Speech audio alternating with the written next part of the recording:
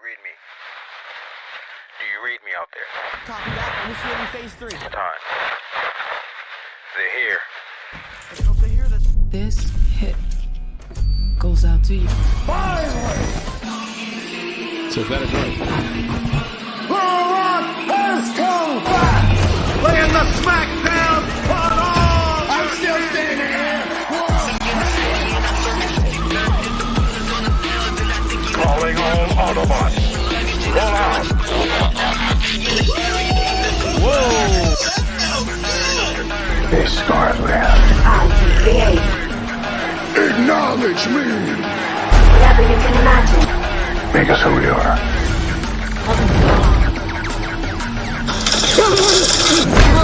Welcome to another thriller reaction for Untitled Live.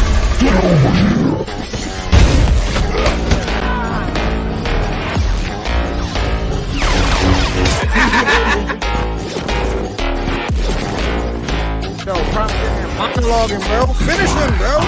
Pull the trigger. Pull the trigger.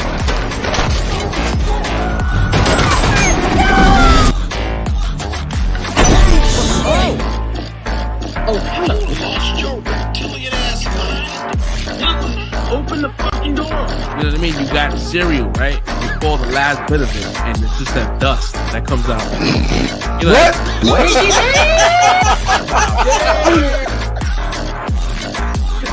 I'm sorry. Oh, it's I'm good. mean. I'm sorry, guys. We don't need to be fixed. Because I feel like Star Wars is very like patriarchal, so it was Oh, Jesus to Christ. have, like, We are no Jedi. Feminists comes into these spaces and they don't know shit about the Lord. Hey, Google, everybody in this room is about that superhero life. And if you don't mind my asking, where the hell have you been all And this then when everything is over, and then he's king again in King Dynasty or Secret Wars, everybody gonna be on his dick again. And it's like, yo, You must be sleeping under a rock or something. God, bro, it's so, I hate people sometimes. Let it all out, bro, let it all out. I am king! I'm driving the train right now. Maybe this time you'll learn. He bust Drake after that diss song. He put your TKs that I got to. Cisgendered feminism. Keep talking, goddammit. You keep talking, I'm gonna slip out of the suit and snap that thick ass wig up your face. You got the truth. That's it right there. That's the Winter Soldier Prime code right there. They get you back in that. That shit will be right up. I was like, yo, I'm done podcasting.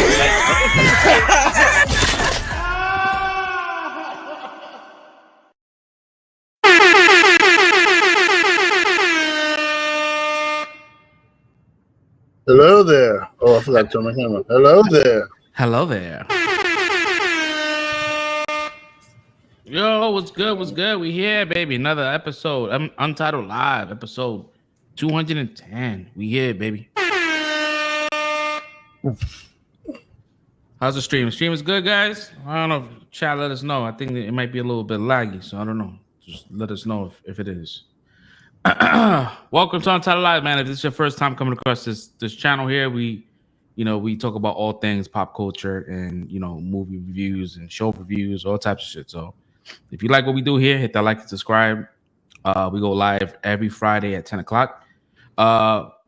We apologize for the tardiness today. I had some things I had to do this evening. I went to the botanical gardens before here, and yeah, I totally forgot. Steph was like, "Yo, we got a thing tonight." I'm like, "Oof, what time is that?" She's like 7. I'm like, "All right, we got enough time, bro." There was a whole lot of walking, bro. My legs were shaking, bro. But it was cool. It was again. We're gonna do a watch party with Red, but it was a Nightmare Before Christmas theme kind of like light show. It was dope. We had a good time. So we got here, I would say like around 9:40, and I had to do all the tossing out the garbage. I'm like, let me just push the show back just a half an hour. Just give me like some time to do all this shit before we got online. But we here. I'm here. Yeah, man, we got a lot of things to talk about. We got some casting news from Aaron Pierre. He's gonna be our new Green Lantern. There's a big discourse on what's going on with that. We're gonna definitely speak on that. That's like the main topic. Yeah, other than that, man, Soul Break, man, how was your week? My week's been okay. Been pretty chill. Got a haircut, as you can see, finally. Yo, my man don't got the bangs anymore. No bangs anymore, man. So I cut it off. You Texas barber? You trusted Texas with your hair? No, that's Denver, dude. Oh, you're in Denver again? Oh, my bad. Yeah, this shit was looking mad wolfy. I was like, nah, I need a haircut. I can't wait to go back to New York. But no, it's been pretty chill. Watch the usual stuff. Agatha, the Penguin. I saw Ab Elementary season 4 is up on Hulu, so I'm gonna start catching up on that. What else? I saw a series on Apple TV Plus called Bad Monkey. That's pretty good. It's pretty funny. I saw the first episode for that. That's with Vince Vaughn, right? Yeah, Vince Vaughn. Yeah, it's good. Mm-hmm. Good. That's pretty much it. Let's prepping up for the big tournament that's happening tomorrow. We'll be here in Colorado, up in Cherry Creek. So there's a regional tournament happening tomorrow for Yu-Gi-Oh! So I'm going to be going to that. I've just been prepping up for that. I don't have like some of like the newer cards that came out recently. So I gotta kind of work with what I got. So I've been kind of like theory crafting and practicing with that to see. Hopefully I don't fail out real quick tomorrow. So nah, man, you gotta go. You gotta go in with confidence, bro. You can't. Yeah. I mean, last Saturday I went to a premiere event tournament for the new set that came out. Unfortunately, I didn't get there in time to pick up a whole box of the new set like I usually like to do. So I was only able to get my hand on a few packs. But I did play the tournament and I got in the top 4. It was 34 players. And I was able to get top 4 in that tournament last Saturday. Congratulations, man. Yeah, trusting the heart of the cards. That's what you did, man. Facts. You got trust in the heart of the cards, man. Trust in the RNG gods.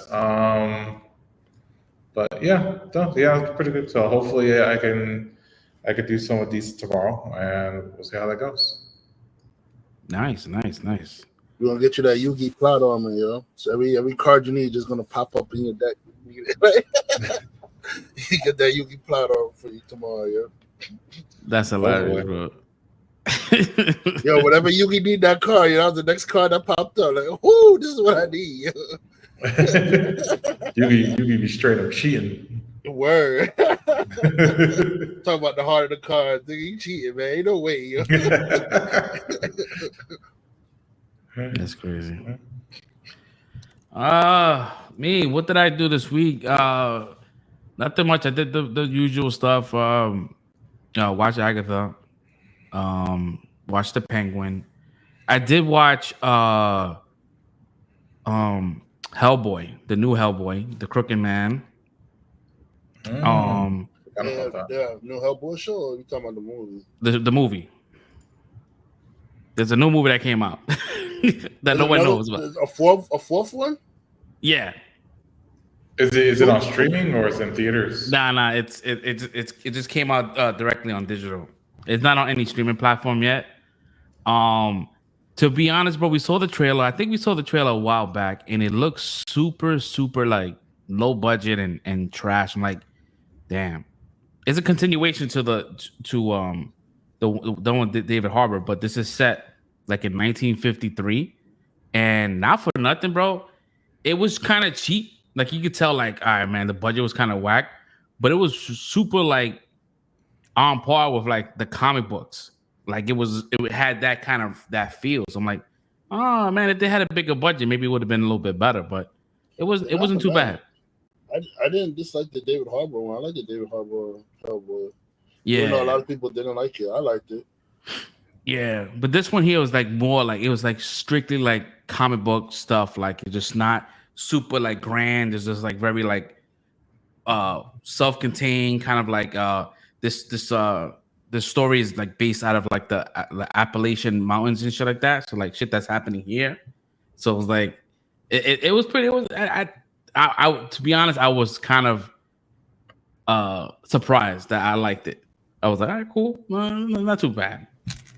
Um, I didn't watch Abbott. I was hoping to catch that, but I missed out. I kind of like for that show. I like to do like if it's like 2 episodes, I like to like let them pile up a little bit because the episodes are so quick. So I'm like, damn, I gotta wait for the next week to watch the next one. But Excuse me, God damn. where did that come from? My bad. What else? I'm sure I watched something else, and I'm totally forgetting. But if it comes up, I'll let you guys know. But other than that, my week has been pretty good. Red, how was your week? A pain in my ass. Well, more likely a pain in my foot. Because somewhere during the week, I went to bed and I did the Cat Williams. You ever seen the Cat Williams stand up when he talks about like how you can just go to sleep and you wake up in a cast or something like that? Like, yo, that's me. Went to bed one day, woke up, couldn't put no pressure on my foot, man. Like my left foot is just like it just went, okay, we quitting for the week. So I think it started Tuesday.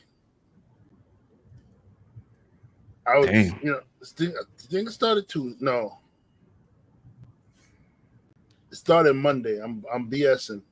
So Sunday I worked. Monday it happened.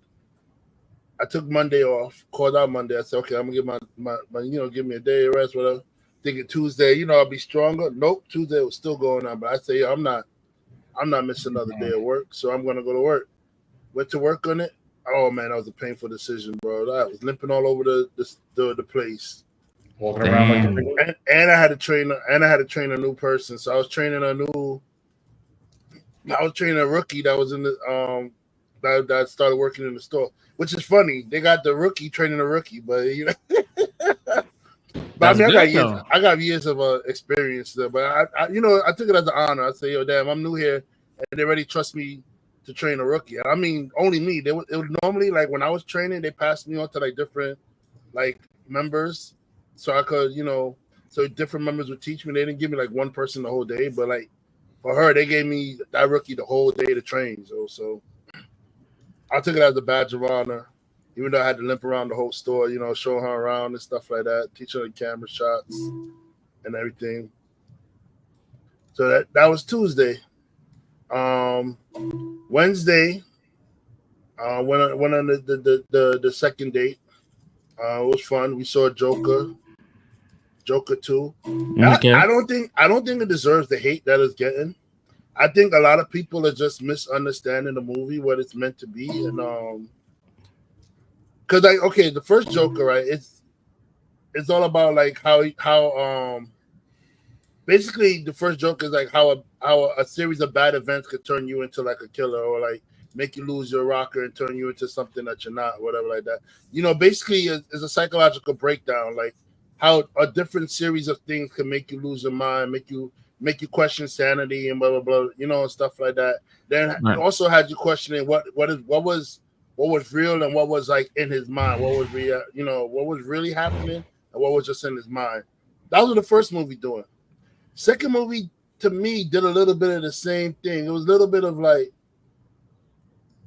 is this really happening right now, or is it in his mind?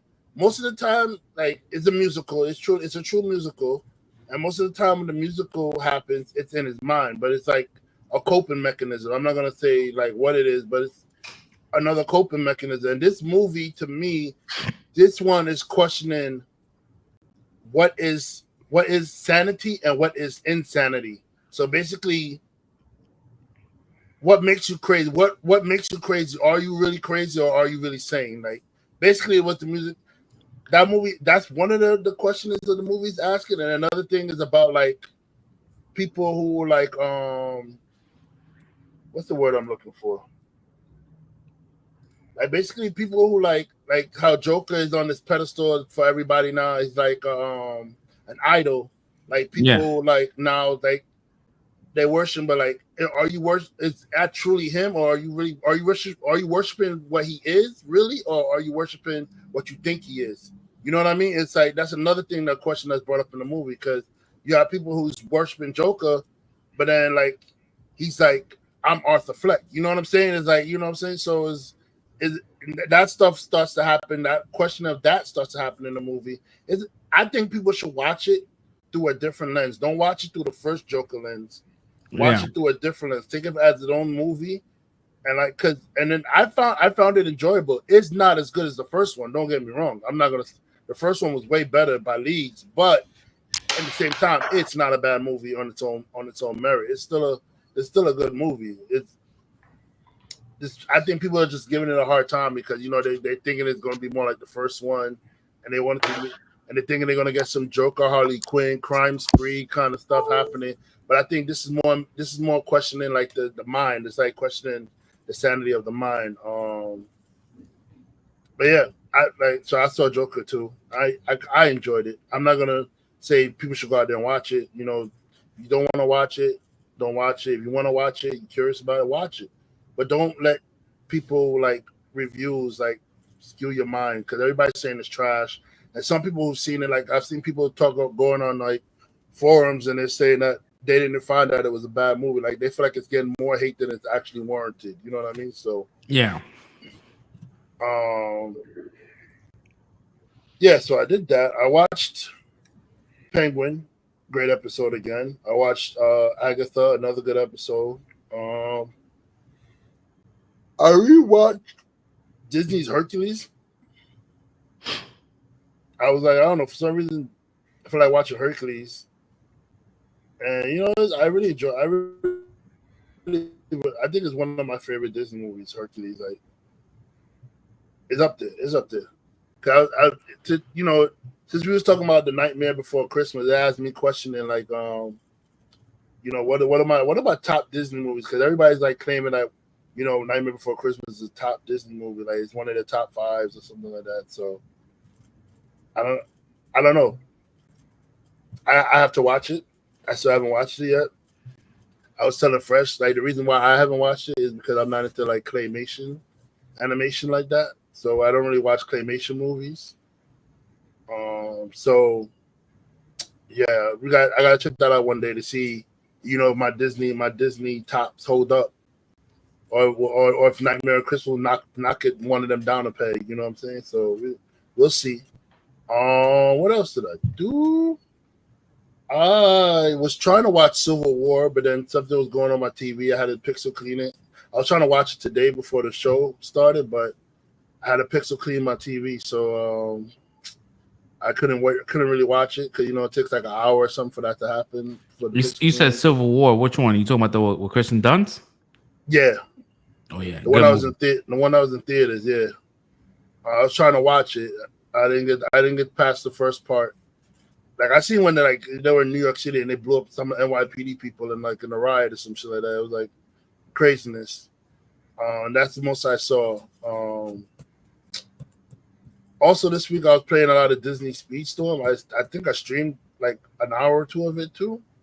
Did 2 separate streams of an hour. Because they have the new season now, which is ironically Nightmare Before Christmas. So I was playing a lot of the new racer, Jack Skeleton, and he's pretty cool. I like him.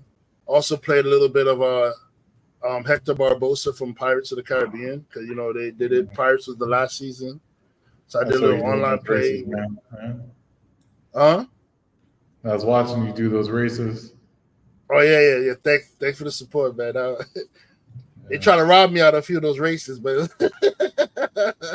but it was fun. It's fun. I love that game, man. It's fun. So I think I watched more, but I'm not gonna remember. So you might as well move on. I swear I watched something else, but I can't remember it right now. I gotta start writing these things down. Same.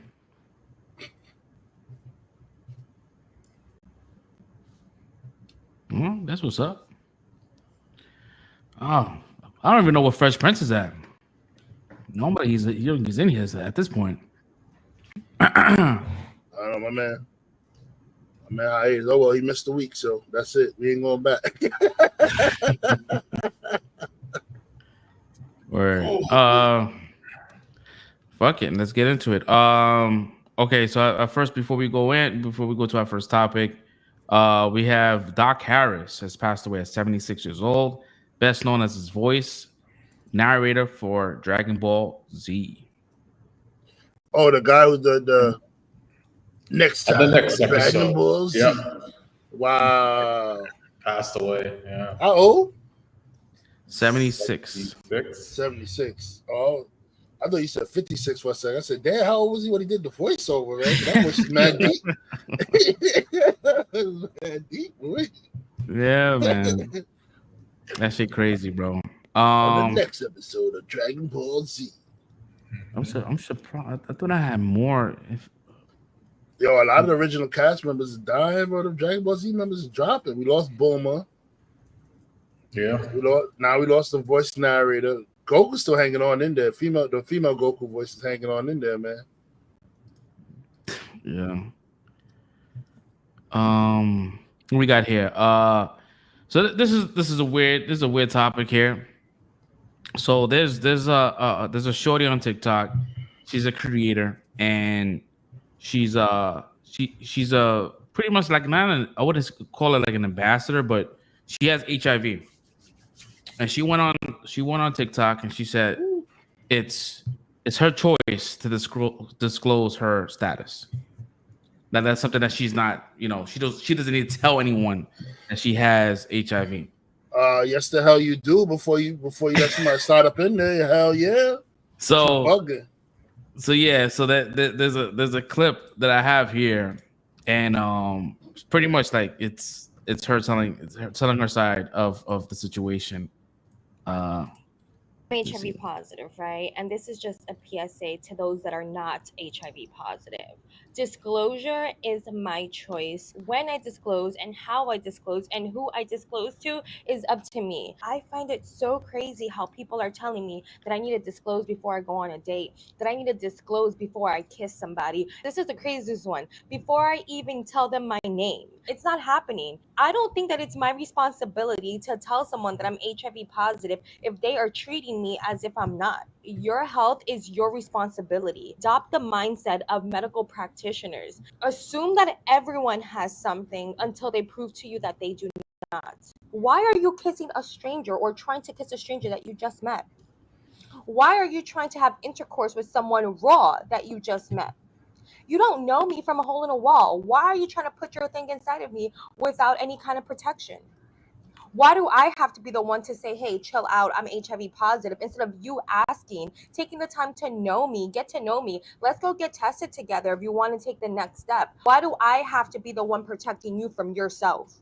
No, baby, that is not my responsibility. And I just wanted to make that clear. Okay, love you, bye. Oh, she is projecting. That's exactly what she did. That's how she got caught up. And she said, oh, why do I have to do it for the next person when nobody did it for me? That's basically what she said here, bro. Yo, she just projected what happened to her, yo. Oh, hell no. Listen, mama. You are going to go to jail. You'll go to prison, bro. You have to disclose it before somebody slide up in you. If you do not, you will go to prison. That's a straight fact. It's not even a question if you will. You will. If the person press charges, they go to police, they're going to charge you with attempted murder because that's what it is, bro. Like, it's a death sentence to have that virus. You're going to prison. Like, this is what is wrong with this generation of kids, yo? Because clearly she's like the new generation because she's like, 20-something?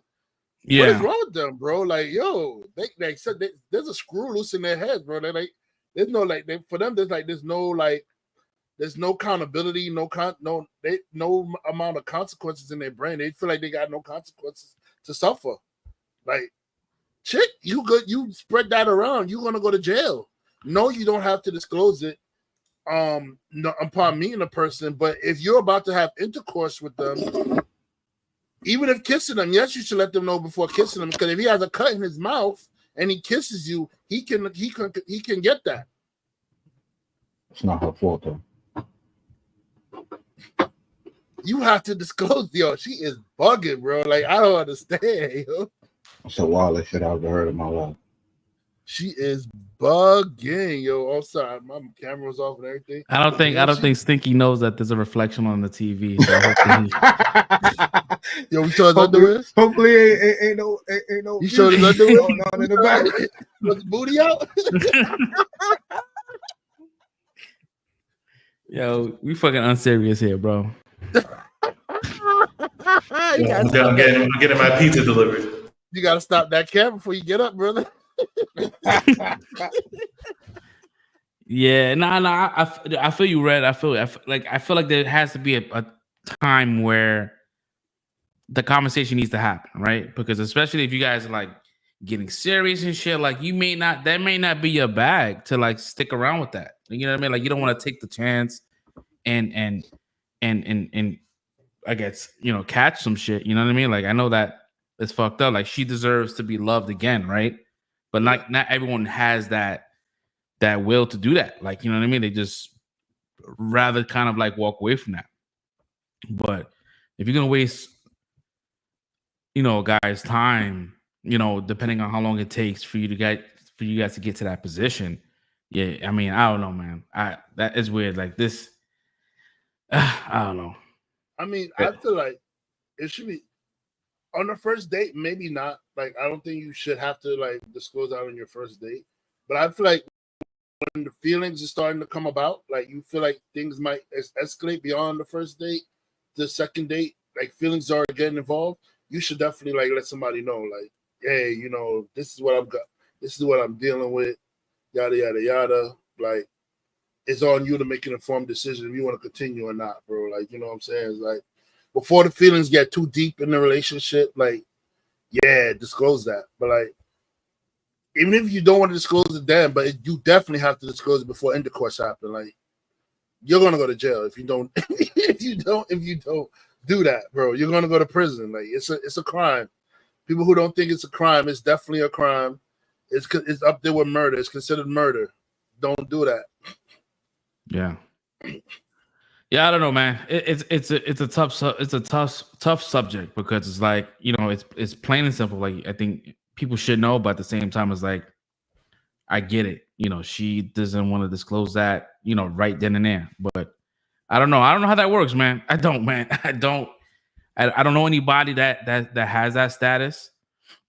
So I can't, go based on what I know. But I don't know. So chat, if you guys know, let us know, man. I think if they do, I don't even think they will let anybody know besides probably immediate family members anyway. Like, yeah.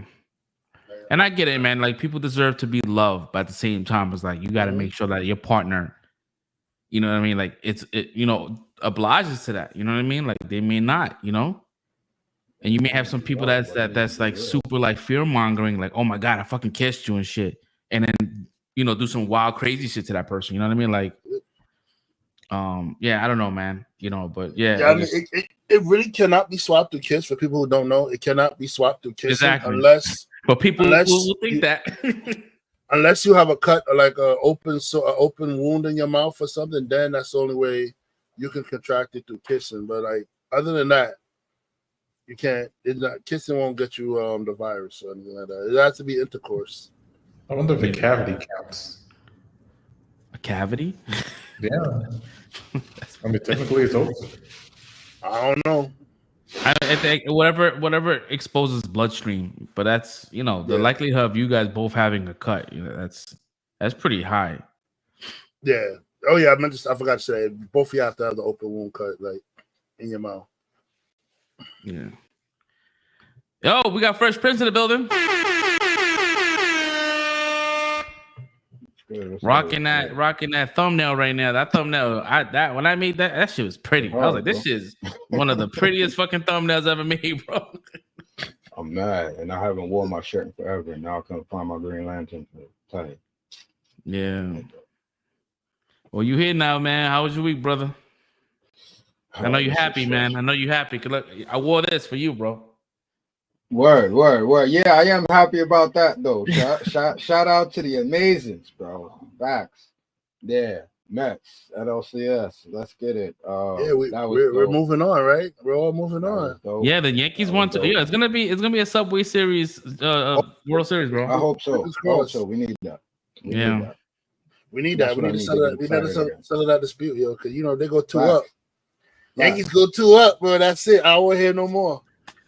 Let's go. Let's go, Mets, man. Let's go. Yankees go 2 up. I don't want to hear no more. Shout out to them, man. Yeah, I ain't gonna lie, man. This shit, it was kind of long and felt all right, but today, like, this shit just crashed and burned. It was a fucking day. It was stressful, and I'm over here trying to take a drink right now to calm down. I had to take a nap before the show and all that. Like, my anxiety was up. Shit was fucking crazy. Like, but I'm here, man. Happy to be back and get able to talk about all this random stuff. So I ain't got to be stressing. But I mean, I had a pretty smooth week. I know y'all went through it already, so I ain't gonna take too long. But I did hear Red talking about Joker 2 already. I'm so glad you liked it, bro. That shit is not for me. And I get it. I like a lot of people talking about, oh, you don't like it because you don't understand what the movie is about. Now, I totally get all of the things. That shit just didn't work for me, bro. And I know y'all gonna clown me, talking about I hate musicals, but bro, after about the second or third song, I was done with that shit. It's like it just didn't hit for me, bro. It didn't hit for me at all, bro. I was getting sick and tired of that shit. And it's like I've watched things before, like I've seen Chicago in the past. I've seen Moulin Rouge. Like I enjoyed those movies. They were what they were. I went into it knowing what they were. It was cool. It's like this. It's like it was dangling between both. It's like it didn't want to be a superhero movie. I mean, it didn't want to be a comic movie. Didn't want to be a fucking musical. It was like they just got caught in the middle of where nothing was satisfying for me. Yeah, I'm not gonna go back into that shit. It wasn't for me. Well, I mean, I think it's definitely not a comic movie because, I mean, yes, it's using comic book characters like their personas, so and their real names, but they're not really like those characters in that movie. You know what I'm saying? So like, you had Harvey Dent in there, but he's not really like the Harvey Dent like of the Batman universe and stuff like that. Or you have there's the Bruce Wayne there, but he's not Batman. Like there's no Batman, there's no nothing. This is basically real life. They basically put Joker in the real world and like made him a real mental issue patient and stuff like that. But like it's like I said, the movie's not gonna be for everybody. But I mean, I got what the movie was trying to say and do and stuff, and I didn't hate it. Like I said, it's not better than the first one. I'm not gonna say it's better than the first one because that'll be a huge lie. It's not. But I don't think it's complete trash like everybody else is saying too. Yeah. I mean, it was my opinion, and so I wouldn't stop anybody from seeing it. I wouldn't clown anybody for watching it or even enjoying it. It just wasn't for me, bro. Like even the musicals, it's like not even like, so for example, you have a musical breakout into in the jail, and it's like nobody else is dancing, bro. It's just them two chilling. It's like, if you're gonna do a musical, have the guards and the prisoners bust out, do a whole number, bro. Like it's just them two, and then it's that's the thing. It's not a musical. They're crazy, man. That's what's it's in their heads. I get you, but it's supposed to be a musical, so that's what I'm saying. Like, why just go all in? And I don't know, whatever, man. Like and that Bullock shit. This is a minor shit, but that Bullock shit kept bothering me. I don't even know if you noticed it, but every time they fucking scream Bullock, I keep thinking about the cop from the actual Batman shit. And I'm like, they're just screaming this nigga, and then it's not even. It's just a bunch of random stuff. Like it didn't land for me. So I was good on that. It's a musical that's not really a musical. Yeah. And then the ending too, the way they try to like, I'm not even gonna spoil it for anybody, but the way they try to like, and then it's separate, but then you try to kind of merge it into something else. It's like, yeah, I think didn't we talk about it last week? I mean, 2 weeks ago about the leaks. Is it true? Yeah, yeah. But I think you left out one part, and that's the part. I don't remember if you said this or not. I could be mistaken. If you did, I'm sorry. But like the whole ledger shit, I'm just gonna leave it at that. The whole ledger aspect of it. It's like why? We're not doing that, right? So why we keep doing these little things and like the little Bruce Wayne and all of that? It's just another thing that you trying to be something, but you're not fully engaged. You know, that was another one of the issues. It's just all around. I mean, I'd say I get it. He was unwitting, and they threw that shit on him. I get all of that. Like he was just a result of what everybody else was trying to make him out to be. I get all of that. And there was one scene with my man. Was it Gary? That was the best scene in the movie for me. Like that shit was like really hit. Like the whole like you were the only one that was nice to me, and I'm like, yo, that shit hit, bro. Like, why couldn't we just have a whole lot more moments like that? Yeah, this is the type of movie that should have just. This movie wasn't about that. What was it about then? It's literally like what you just said, like the idol worship. That people making him something that he's not. Like he doesn't want it. He didn't want it on him, and people put him there. And then also the blurred lines between reality and like insanity. Like you said, he was in a musical, but nobody else was dancing. But in his head, it was a whole musical going, bro. Like it's really it's really a look at like the mental, like the mind of a mentally incompetent person, bro. Like he's crazy, but they try to call him sane, but to me he's batshit crazy. Dude was literally having musicals in his head, bro. Like how can you not say? How can you say he's not crazy, bro? Like what I'm saying? Execution, I guess it was the execution why it didn't hit. And for somebody that's not really a musical dude, like you needed to make that hit for me to really. I mean, I don't know if anybody's planning on watching it because we could just talk about the ending. Because you find out. I mean, to me, you find out he's really not Joker. But I feel like, but to be honest, bro, I feel like they established that in the first movie. Like, kind of knew that he was not the Joker. But then they even started off with like, oh, that's your shadow self. And then by the end, you're like, nah, that's not him. And it never was. So why did we go through all of that? The whole Looney Tunes bit in the beginning. They showed you who really was, and the whole time that they showed you who was, but. No, physically. But what I'm saying is you start the movie off with that whole animation as if this is a real in-depth psychological look at the shadow self and what that is. And like, but that really wasn't him at all. So why did we even have that as an aspect of the movie? You know how they say like sometimes a person's shadow is too big, or the person that the shadow overcomes you? That's basically, I think, what the movie, that little cartoon in the beginning was trying to show. Like his shadow became so big that it covered like Arthur Fleck. It was no longer Arthur Fleck. It was just Joker. You know, understand what I mean? Yeah. So like Got it. No, I'm saying, so when the shadow took over, the shadow did all the craziness and stuff like that.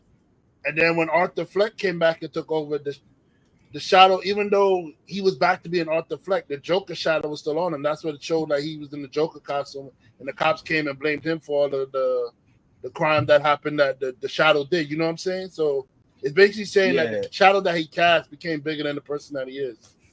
See, and I get that from a public display, right? But the way I took it is like it was a psychological shadow self, like a part of him that he wasn't dealing with, but it wasn't a part of him. So that's what I'm saying. It's like I don't know. I guess that shit was too good for me to understand. I guess it went over my head. I don't. No, bro. If he didn't make it clear enough for you, and then the filmmaker missed his mark, bro. Because it's not just you; it's a lot of people that's not getting it. You know what I'm saying? So he didn't make it clear. He didn't put his vision out there clearly enough for people to get it. That's on the filmmaker, not on you. Yeah, and I also think that he didn't like hit his vision of the movie. Like there was no cuts. Like this is his vision. They gave him full creative control. So I don't know if there's anything else that he left out that may have been like a more of a kind of plot lines and shit. I think that this is it. This is what we got. So if you didn't get it, you didn't get it. Yeah. Pretty DC much, definitely, man. and DC stepped away from that shit. They were like, I guess they saw it. They like, nah, this is a little too complex for my liking. So they didn't put the DC logo on this one. The first Joker had the DC logo. Yeah, Second that's one, what I dope. saw too. Yeah. So we Even don't, the we don't last want one, to. yeah, Penguin and the Christopher Reeve movie too. Like, yeah, that says a lot too. It's like this one randomly is the only one. This one, there was a report that they were saying that James Gunn was like, I guess when they was reviewing the movie and shit, that he was sending notes, like this, and he was like, nah. Todd Phillips was like, nah.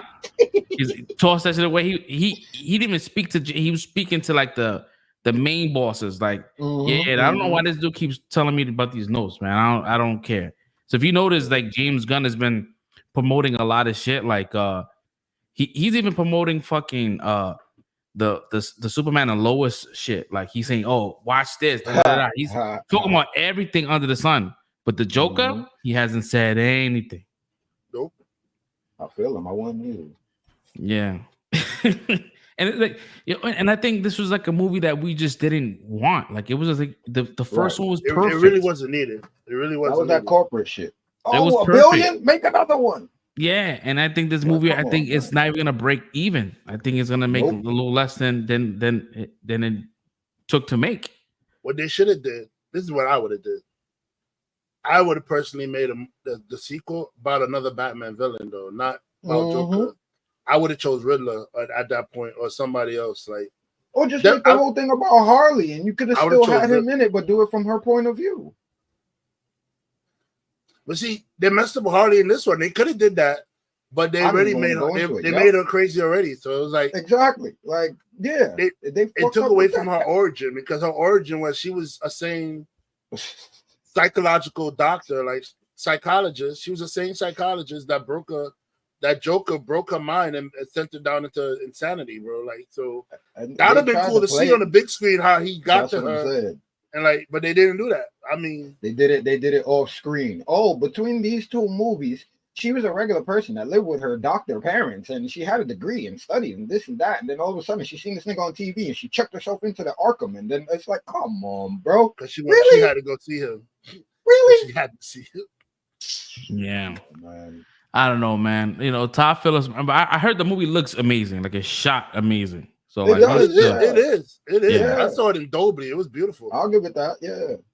It was beautiful. I saw it in Dolby. The Dolby on 34th Street. The AMC on 34th West. 34th. Is that Dolby Vision? Yeah, the Dolby Vision, the Dolby Atmos sound, and all that stuff. It was beautiful. Nice. It was beautifully shot. But shout out to my man Brendan Gleeson too, man. With the pipes, bro. I ain't know my man could sing, bro. He was singing. That boy was singing, bro. Word, bro. Brendan Gleeson said, "I got to sing." Oh boy, out here, bro. Sign me up, boy. I'm in there. Boy, singing like his choir days. Word.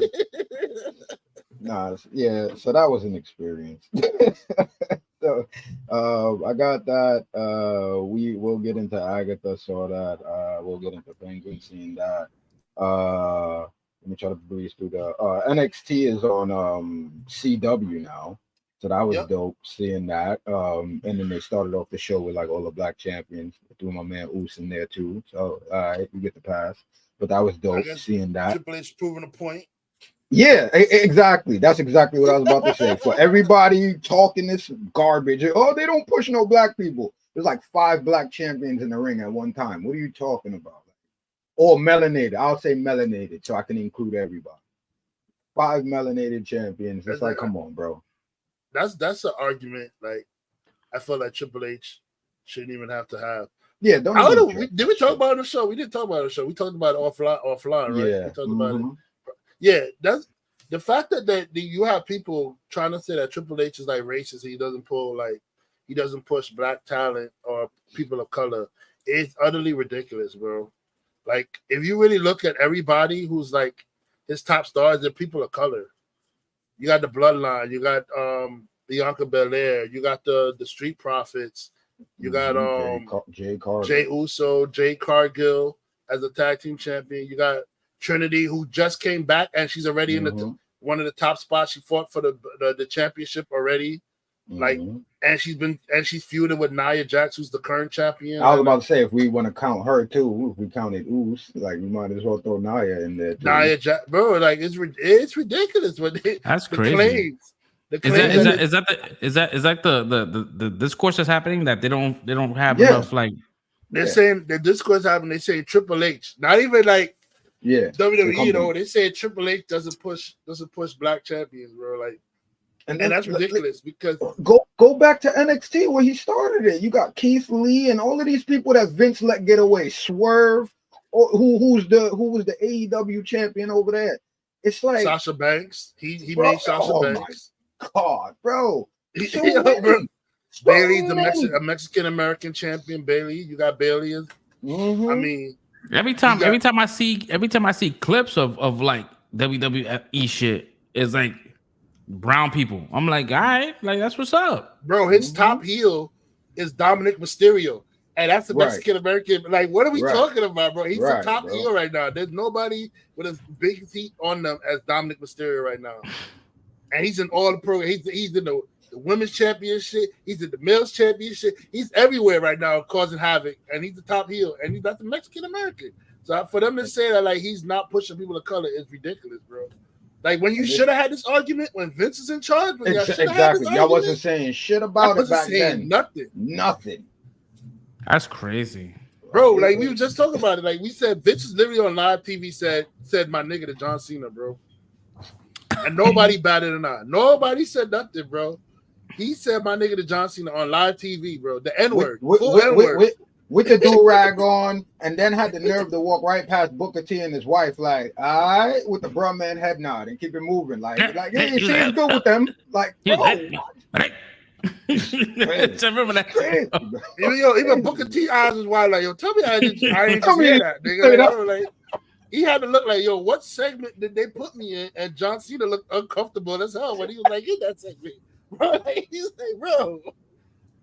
And nobody said nothing. Nobody boycotted. Nobody tried to tear down WWE. Nobody was saying that Vince is racist. Nobody said nothing, bro. Now they want to go at Triple H when he's pushing everybody to the moon, bro. Get out of here. And then you got Shawn Michaels running NXT. Bro, I can't tell you how many times I've seen Sexy Red on NXT or on WWE television already. I can't stand this girl, but it is what it is. And this chick is always there. And you're going to talk about they not having this? Bro, come on. But they trying to tap into the culture, though. They're trying to get the young crowd, yeah. Yeah, like, yo, did you see the remix that they did to the presidential DX joint they did back in the day? Yeah. Bro, it's like, yeah, we only gonna use the words from 8 to 10. We only gonna use bussin' ratio. Like bussin' is hilarious, bro. When it said bussin'. So I'd be like, yeah, I know it's cool. Get in the kitchen and cook. Diggs, what up? He said we ate. It's I don't know what we meant, but we ate. Yeah, I think you ate. No crap. Like, bro. They had me dying. It's like, come on, bro. They are trying so hard to tap into the culture. Y'all gonna be out here and hate on this shit. It's like, you know what? I can't with y'all people. So yeah, but that was cool. I'm enjoying that. Shout outs to them making moves on major networks now. They about to go to Netflix soon, so that's dope. That's gonna be crazy. Raw on Netflix is gonna be crazy. Yeah, and carrying over with that. They're gonna go crazy. They're gonna go. Of course, that's why I can't wait, bro. That's gonna be a rehash of the Attitude Era. We gonna really go back to that wild shit. But then yeah, Netflix too, carrying over. I did watch the Mr. McMahon documentary. I still gotta watch that shit. Yeah. Oh, you didn't watch it yet? I really wanted to hear your opinion, bro, because I watched this and I was like, okay. like I really thought this was about to be like, oh, Jay, what's good, bro? Bro, nobody likes Sexy Red. Nobody likes Sexy Red, bro. I was really I thought it was gonna be like a big expose about these allegations and everything that was going on. Bro, it was like a documentary. Like by the end of it, I'm like, yo, this was basically just showing you how great of a businessman Vince was. Mm-hmm. Like, and maybe it's because I know all of this stuff and lived through most of it and experienced most of it. Like I already know this stuff. Maybe for somebody that didn't know all of this stuff, you start looking at it like, oh, all this crazy stuff happened. Yeah, it must be Vince's fault. But I've lived through this stuff. So the steroid shit, all right, he went to court for it, innocent. Like, You know what I'm saying? No charges for that. So that wasn't his fault. They tried to say he was selling it. He wasn't selling it. It was another doctor that was in there trying to do his thing. All right, cool. The whole thing with Eddie Guerrero or with Chris Benoit, like, come to find out it's because of CTE. That's not their fault. You go back then, even with the NFL, they wasn't checking for things like that. They didn't know about it. Like, how you gonna blame somebody for something that they don't know exists? Like, so after that, and then when they found out, you remember the dude Chris Nowinski, Red? Yeah. The dude that was like the Harvard graduate dude. So this dude caught, so he caught a concussion, couldn't wrestle no more. He was really a Harvard graduate. So the dude really got into neuroscience, started studying the brain and CTE and the effects of all of that. And once he started coming up with stuff, he went to Vince and telling him about it. Vince funded his research, bro, to go look into it and all of that, and then started bringing them in to talk to the wrestlers and the staff. They started putting more doctors on payroll and all of that. It's like, what else do you want somebody to do? Now, when we get back to these allegations and all that, yeah, that's crazy. And I mean, it sounds wild. So until that comes out, I mean, yeah, that's looming over his head. But other than that, bro, it's like that documentary was really like, look how great of a businessman and look how much he's done for wrestling. That's how it came off to me. So, so it was not like a headpiece. Not at all. Not at all. The only thing he was mad about, I think he said, was like the last episode, because when it covered the allegations, he felt like they didn't cover it in a fair light towards him or something like that. But that's about it. The whole rest, he didn't have an issue with the rest of the stuff that was shown. It was just the final episode with the allegations. And that's the crazy thing, because even like, bro, that's 6 hours of information that they go through. I got to the last episode, and it was the last 20 minutes of the last episode is when they brought up the allegations, and they only talked about it for 5 minutes and then moved on to something else. So again, that's not the major like subject of this entire documentary. So if people are going into it looking for that, that's not what they're talking about. So it's really just a documentary legit about Vince's life and all of the crazy stuff that has happened, like Owen Hart and all of that. They found out that wasn't his fault either. Like it was a defective vest that the seller knew, the manufacturer knew was defective, and they sold it anyway. That's not his fault. That's not the company's fault. So it's like all of these wild things that happen is just a foul turn of play, like in situations that happen. But it's nothing that he was evil and devised these plans and was doing these things from what they showed. As for these allegations, again, I don't know. This is new, could be real. I'm not defending them, but I'm saying other than that, which they barely talked about, like none of that other stuff was condemning to me on his character. So again, I guess when y'all watch it, we could talk about it again, but no, it was a cool documentary from that aspect though. I finished Fight Night, which was kind of dope. I kind of fell off and then went back, but I binged like 4 episodes today and to the end, and I really enjoyed that. That was it was a good show. It was a very, very, very good show. And Twilight of the Gods. I'm only up to like episode I think 4 right now, or I need to start 5, but I'm really enjoying that also. But that's what I saw. Twilight of the Gods. There you go. You finished it? I couldn't remember. I finished it, yeah. Oh, okay. So yeah, I'm only halfway through, but yeah, your boy, bro, he's a bitch. I'm gonna just put it out there. Like, your boy's a bitch. Your boy Thor is a bitch, bro. I don't know what the reason. I don't know what the reason. You said that's how. Huh? That's not my Thor. My Thor is Marvel Thor. I don't know about. I don't know this Thor. That's this one. My Thor, no doubt. I feel you, bro. Yo, North Mythology Thor, I don't rock with. He's a different kind of Thor, bro. Yeah, I like the Thor from Marvel. I don't know the actual North Mythology Thor. Nah, he's a different time. I'm still waiting for the reasoning behind all this shit, bro. I don't get it yet. I don't get it yet. But he's wild and he's on some real bitch shit. I'm not feeling his vibe at all. But I'm enjoying this show. This show is very good. I'm really enjoying it. But that was about it. I think everything else we'll probably talk about. But yeah, it's been a cool week.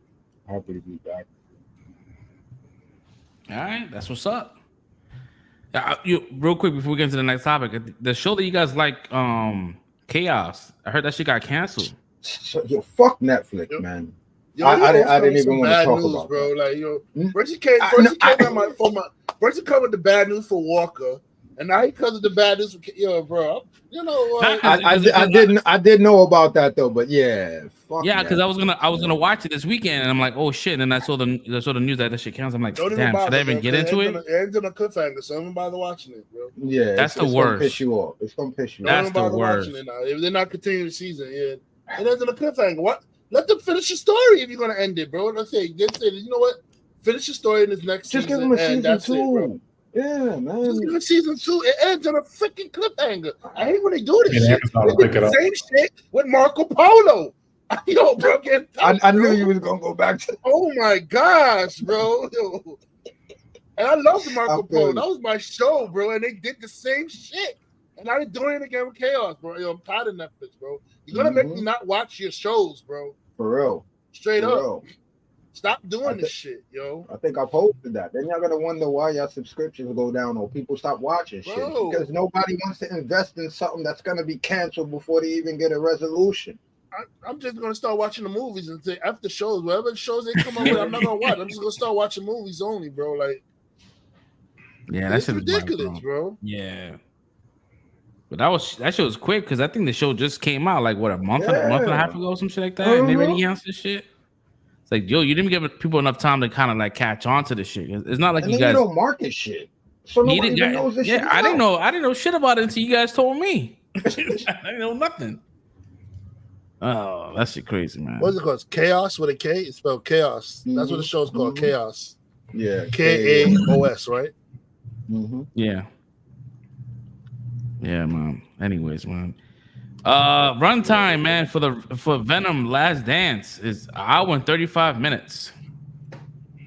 People are upset about that. I'm like, yeah, you know what? To be honest, bro, it's a fucking that's on par. Like that's not like I'm not looking for a 2-hour fucking Venom movie, bro. So 135 is pretty much like the sweet spot. Why not pity? Yeah, so we got a couple of days left for that. We have a couple of 2 weeks. They're marketing the hell out of that right now too, man. Word. I saw come out in 2 weeks. Yeah, 2 weeks. Yeah, it's the October 25th, right? Yeah, I think so. Yeah, 25th. Yeah, I saw they had a commercial the other day. I saw it was fucking it was a Venom trailer with fucking Busta Rhymes. I saw that shit. I was like, yo, they marking, like you said, they marking the shit out of this shit, bro. You ain't see the Hot Ones? The Hot Ones joint? I think I seen a little bit. I didn't see the whole thing. I saw like the thumbnail. I'm like, nah, this shit has to be retarded, bro. It's hot as Satan balls. Like, yo, they are wilding right now. I don't know what's going on. Yeah, I don't know, man. I really don't know what to expect, bro. Like this shit, it might be terrible, but it might be good. Who knows? The only thing I don't get with the trailer is when the girl is like, "Oh, you gotta separate for him, or it's gonna destroy the world." How the hell him wearing the symbiote is gonna destroy the whole world? They're gonna have to explain that part to me, bro. Like, oh, you gotta separate from him, and he's like, I need him. So they're gonna have to explain that part to me, or they're gonna just cut it out the movie altogether. Because sometimes they do that. They show shit in the trailer, and it doesn't even show up in the movie. Think of fucking Morbius, right? When he's walking through the alley, you see fucking Spider-Man, like, and it says murderer. Like, what happened to that shit? Like, what the fuck? There was no mention of Spider-Man in that shit. Don't even get me started. The Avengers Infinity War running when they were all running, and the Hulk is in the background, and Hulk is not even in the movie. Gotcha, bitch. It's Mark Ruffalo in the Iron Buster suit instead of the Hulk, like it was in the trailer. They were already towards. I think the plans was for him to show up, but they he was supposed to bust out of the Hulk Buster suit. Yeah, they went with that was nigga, like that. Okay, that would have been fire though. That would have been fire. Yeah. Mission Impossible 8 drops the same exact day as Lilo and Stitch. Oh, they finally gonna finish that story? Because Lord have mercy, I've been waiting. For real, yeah, they I think they changed the title too, man. It's not before it was like Ghost. What was it? Dead Reckoning. All I know is part 1. So how they gonna change the title? Yeah, because it was Reckoning. What was it called? Reckoning? What it was called? Dead Reckoning. Dead Reckoning part, and it said Dead Reckoning Part 1, and then Part 2 is supposed to be, it just got rid of that shit. So it's just like Mission Impossible 8. Wow. They're probably gonna add the Dead Reckoning to it. They probably just want to keep it simple for right now. Add something. Hopefully, you need some type of subtitle. You can't just leave it flat. Yeah, you gotta give it something, bro. Like, and that shit again, that's another fucking cliffhanger, bro. Like that shit is not like a self-contained. Yeah, bro. I really enjoyed that movie though. With these second part cliffhanger movies that they don't really have it filmed already, we gotta wait for them to refilm. like Fast and Furious 10. Like they're gonna do this 11. We'll get that in like 8 more years. Yeah, especially with Fast and the Furious, bro. Like the way they ended the last movie, like that kid is gonna not be that young. He's gonna be fucking like another like 3-4 years old. Mm-hmm. He's gonna be a fucking man. You gonna see a grown ass adult next to him. Like, what the fuck happened, bro? 5 years later, son age, man. Without a doubt, they're gonna replace it with another kid, and you're gonna see that's the same kid they have from the first movie. Yeah, they're probably gonna take that scene and do it off screen. They'll tell you like they survived off screen. Mm-hmm. Yeah, that's something you gotta show, bro. Because that's I gotta see how you survived it. Because did you see what was that? It was like what, like a tsunami cascaded towards them or something like that, bro. Like, I gotta see how to survive. And then the fucking plane crashing, the fucking Tyrese and fucking Ludacris crashing. You gotta explain these things, bro. Luda got braids now. Like, you gotta explain these things now, bro. Like,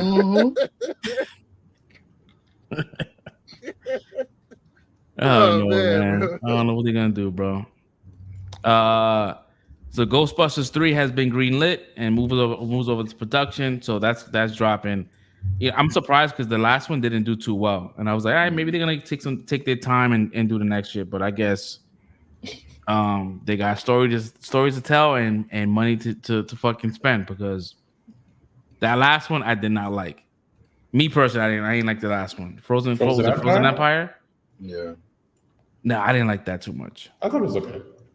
I mean, it was okay, but like, it was okay. When I mean, I will say it is the weakest out of the whole Ghostbusters stories. It's the weakest, excluding the all-female one, right? Nah, we're not gonna talk about that one. That one is. Oh, okay. just making sure. That one does not. I ain't want to do it that dirty. I just wanted to make sure. It don't even deserve being mentioned, bro. That one don't even deserve being mentioned. It's like we're gonna erase that one from the history books and like say, yeah, it didn't happen. Well, man, Marv is talking about your forearms. Saying your shit is mad big. Hey, yo.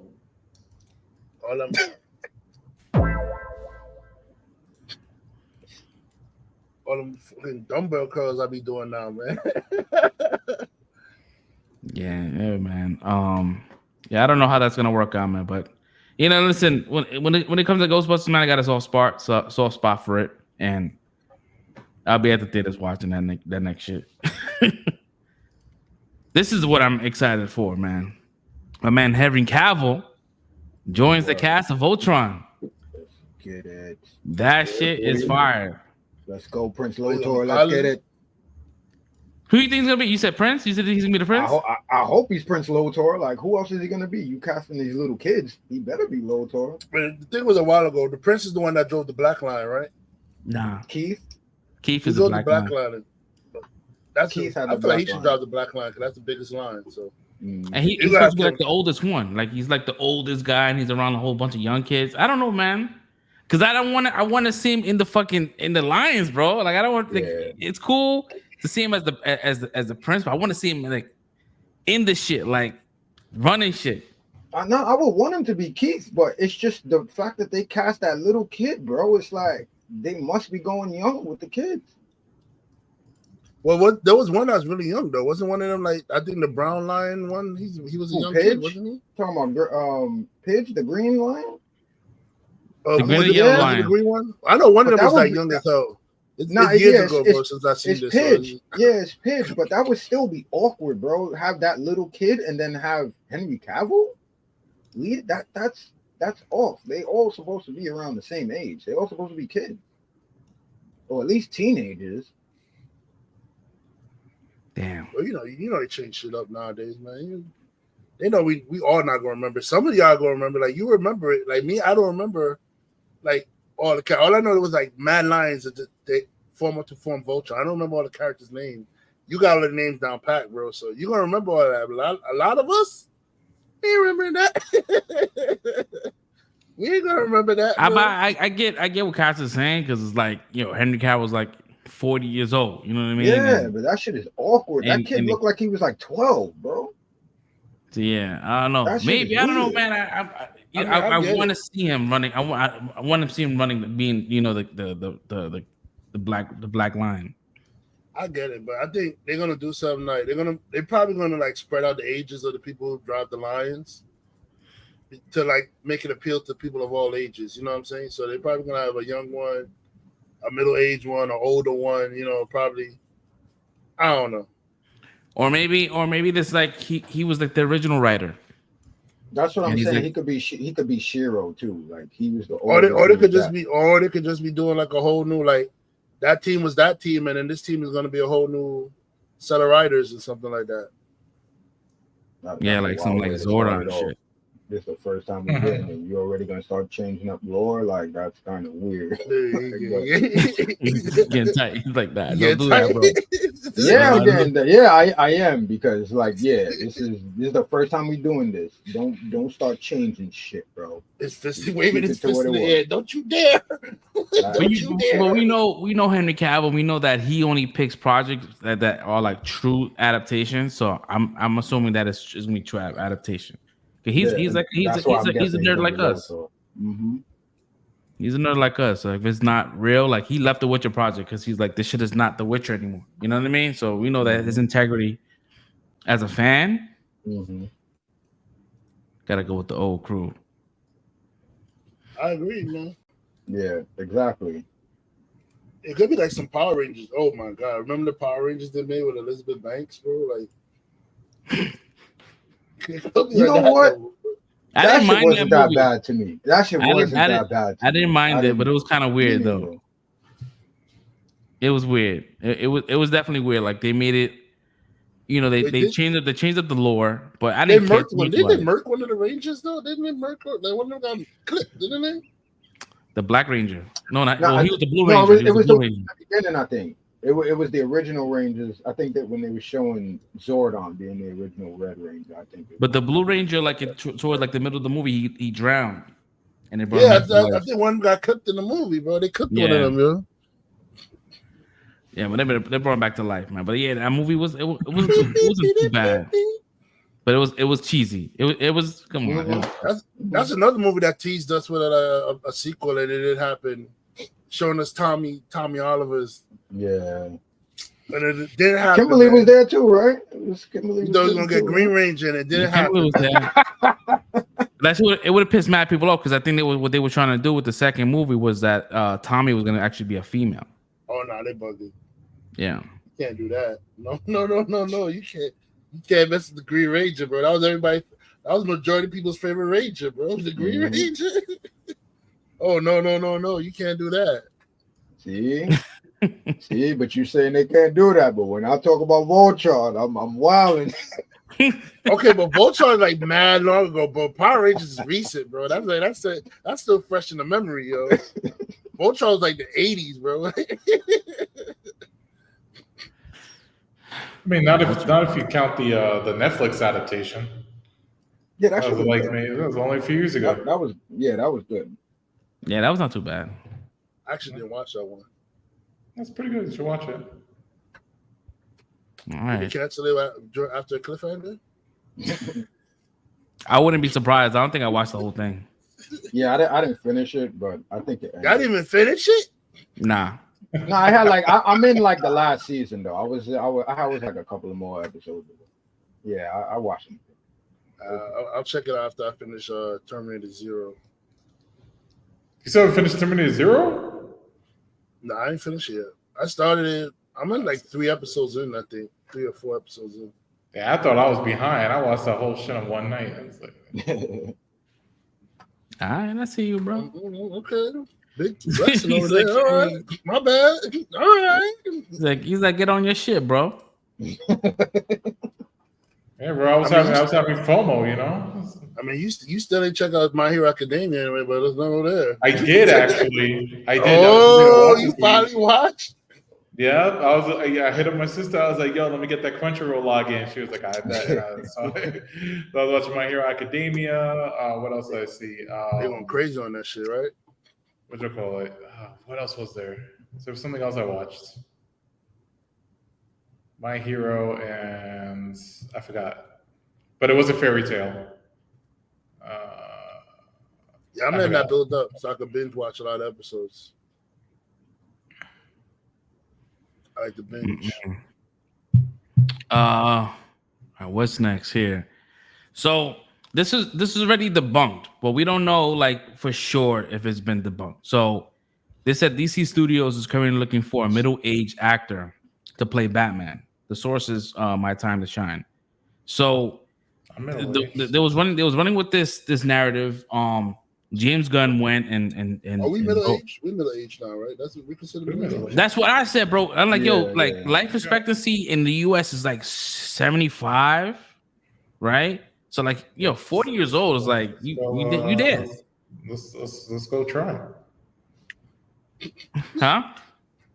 I got Batman's height, but I ain't got his build, bro. Yeah, so like so pretty much James Gunn he not tweeted, I think it was a thread, and he responded saying this is bullshit. This is like it's not real. Me personally, I'm like, maybe there is some truth to this shit, because again, like middle age is not like, when we think of middle age, you think about someone that's like 60 years old, 70 years old. Middle age is like 40 years old. And if you got a Batman that has a child already that's a fucking assassin, he's like at least like the 13 years old, 12, 13 years old. Yeah, they're gonna age him up. Well, they said 10, they so did he's say gotta be at least a teenager. I was watching a couple people that was doing like Batman's like actual age in comics, and they said if you really round everything up, like with him racing Dick Grayson and how he's Nightwing now, and the whole bunch of the Robins as adult now, they said Batman should be in his 40s if you round up his age, to where like all of his Robins is adult, and then he has Damian Wayne that's now his new Robin. So Batman should be in his 40s in comics. Yeah. So like it's actually pretty sound to have him in the 40s in the movies too. If you're doing an already established Batman, if you trying to make a brand new Batman, then you're gonna have to make him younger, but then you have to de-age like Dick Grayson and the rest of them too. You gotta drop them down to being kids. But if you want to go like to have a Nightwing, a Red Hood, and all that stuff in Europe, then yeah, put 40-something-year-old Batman in there. They can establish as Batman like they did with Ben Affleck in the Justice League and all that stuff. So yeah, so pretty much they're adapting Brave and the Bold, and Brave and the Bold, it has the whole entire Robin family is established. So he has to be within his 45. So he has to be in his 40s. Yeah. But people are upset, like people upset, like yo, like all this shit you could have got, like Ben Affleck should have just been the Batman. I mean, Ben Affleck is 50-something years old, but you put him in a suit, he's not gonna look 50-something. They know how to, he doesn't look his age. Something, He doesn't really look his age, and like that would have been perfect. But I get it. They want to change actors, and that's fine. And I know that James Gunn at this point is like, he wants his Batman, Matt Reeves universe kind of like finished, because he knows that his Batman doesn't want to compete his Batman versus Matt Reeves Batman. It's two different things, man. The fact that I know act like we're too dumb to separate shit just continues to boggle, bro. Hey Chris, do you remember? Yeah, what's up, Chris? First of all, hey, how you doing, bro? And second, that was Don's fault, because Don was playing Destiny all damn day when you should have watched Cobra Kai.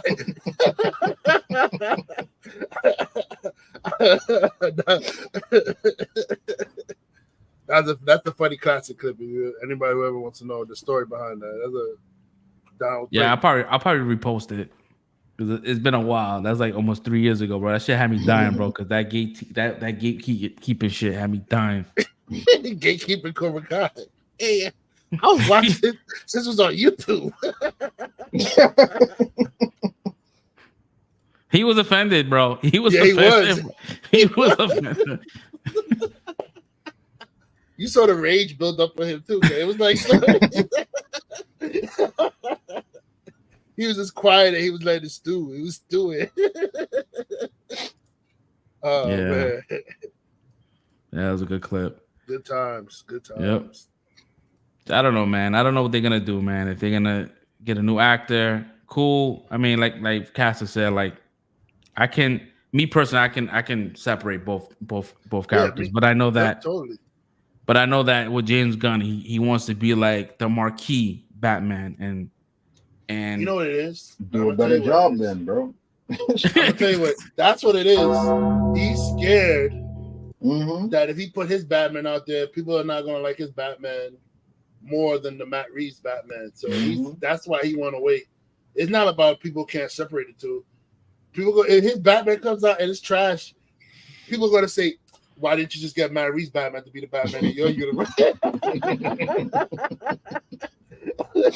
and you don't want that. and the way that Batman, the Penguin is building off and creating more of a hype for the next one, bro. There's nothing you could do that's gonna make the Batman 2 like not perform well.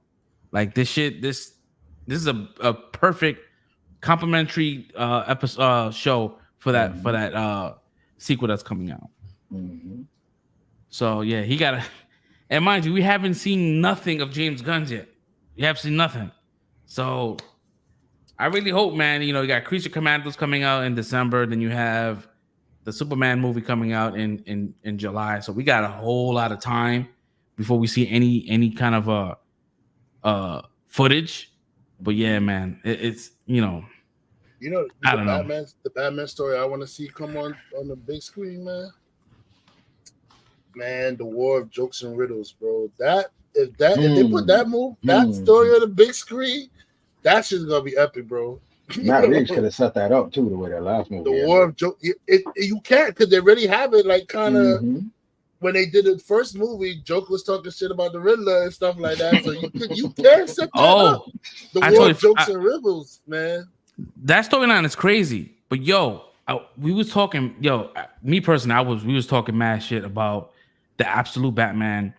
Remember that comic book that we was talking about? That everyone like the shit looked terrible, bro. This might be the best Batman, like as far as like not I want to say comic book run, but just like starting off like issue 1 is like holy shit, and like they explain the fucking bat being so fucking thick because it's a fucking axe. It's a whole fucking axe that comes out, and in this universe, Darkseid is like in charge. It's a Darkseid universe, yeah. It's a Darkseid universe. So you have Batman. He's not a billionaire in this situation. He's like a blue collar worker that doesn't come from money, and it's wild, bro. Between him and what do you call his what was his butler's name? Alfred. Yeah, Alfred. There's a whole big like cat and mouse situation with him and Alfred. Alfred is not like a butler to him, but he's like a villain in this shit. This shit is good, bro. I gotta finish reading. So like I read the synopsis and I'm like, oh shit, this shit is pretty dope. So I need to pick up this comic. Yeah, I already did because they said Wonder Woman is also Polynesian in this one too or something. Wonder Woman. This is a Wonder Woman where she didn't grow up in Themyscira. Yeah, she's Polynesian. She's Polynesian in this one. So and Superman is Superman's he was born in Krypton, and he came to Earth as an adult, and like his fucking superpowers and shit. Like you see the fucking solar out of his fists and feet. His design is fucking fire, bro. I heard he's like a jerk too in this one too. Like he's not like. Yeah, he's not like the 32 shoes. Yeah, it's what people will like. It's definitely it's a new kind of like I guess. Yeah. It's like the DC. The what was it DCist? What was it DCist? What was the shit called? Deceased comic book run is like something Oh like yeah, that. yeah. Deceased, yeah, something like that. But anyways, so we had the company called NWNP Studios, right? So they took the CAD files for the Batman movie that was going to be directed and starred Ben Affleck, and they took those files and they took the the costume designs and they recreated it into like a 3D image, and they created a figure out of it. I'm like, yo, bro, if this movie came out, bro, this shit would have been fire, bro. His costume was fire. Let's see if I can pull this shit up. No, this shit is not gonna. They keep doing Ben Affleck dirty in these superhero movies, man. It's not his fault, man. It's not his fault. Let me see here. Daredevil wasn't his fault, but they blame him. Batman wasn't his fault, and they blame him. I don't know, man. He got bad luck. Let me see if I can make this better. You can never just get good writers. Oh, somebody's going. Did I lose somebody? Oh, he's there now. Oh, here we go. Ooh! That's tough, bro. Ooh! That was that suit is fire. I mean, I would like the bat a little more pronounced, but yeah, that suit is fire, bro. But if you look, but it's funny because if you look at the bat signal, it's the same as that bat signal from the Robert Pattinson's Batman, the Matt Reeves. Yeah. So they took that design and they put it on his suit. But it was like a hybrid from his armored Batman suit and the regular Batman suit. Yeah, I was like, damn, that would have been. That would have been. So they took Affleck's bat suit sign and put it on Matt Reeves shit. Yep. Oh. Yeah, bro. That's the tank. That'd have been the tank bat suit, man. Taking shotgun shots and stuff. Yo, bro. That, to be honest, bro, that legit would have been the best suit, like the best Batman cowl and suit. Yeah, it definitely would have beat the Bale universe suits. Yeah. Yeah, so that was pretty dope to see that shit. What else we have here? Oh, this is crazy. So Fresh Prince, did you read the notes about the Star Wars shit? No. Reddit's gonna like this one. Reddit's gonna like this one. So pretty much like there's a I'm pretty sure it's something that's gonna piss me off. There we go. Here we go. I'm gonna like this one. Get ready, Cuz. Get ready. Get ready. So pretty much like they have this it's like a graphic. I think it's either a graphic novel or a comic, but it's not like a show or a movie. And so pretty much they introduced some shit called The Secrets of the Clone Troopers. And it follows the Bad Batch in that situation, and they added a new character. And this character we have, let me see if I can make sure we all can see it at the same time, is a trans character.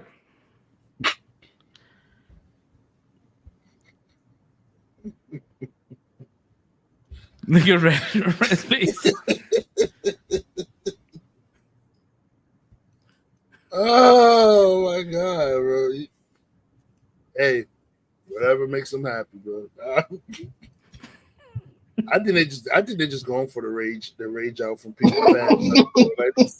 I think it's that. I think they purposely just aiming for it now, bro. Like, so pretty much like it's the original clone. So you got what was the actor's name? Tamar Morrison. It's his face as a shorty. So I don't know how he feels about that shit. I don't know if they asked whatever. I don't know if he maybe So they this own the is rights. Boba Fett's clone as a shorty. Yeah. Mm-hmm. That face look too smooth to be Boba Fett's clone. Though. What happened? So there's a line in the book, and it says it's Captain Rex talking about this character here, and it says she expressed her gender identity differently than her fellow troopers, and she is shown to hide who she truly was inside. So we gave her the name Sister as a constant reminder that she belonged. Bro.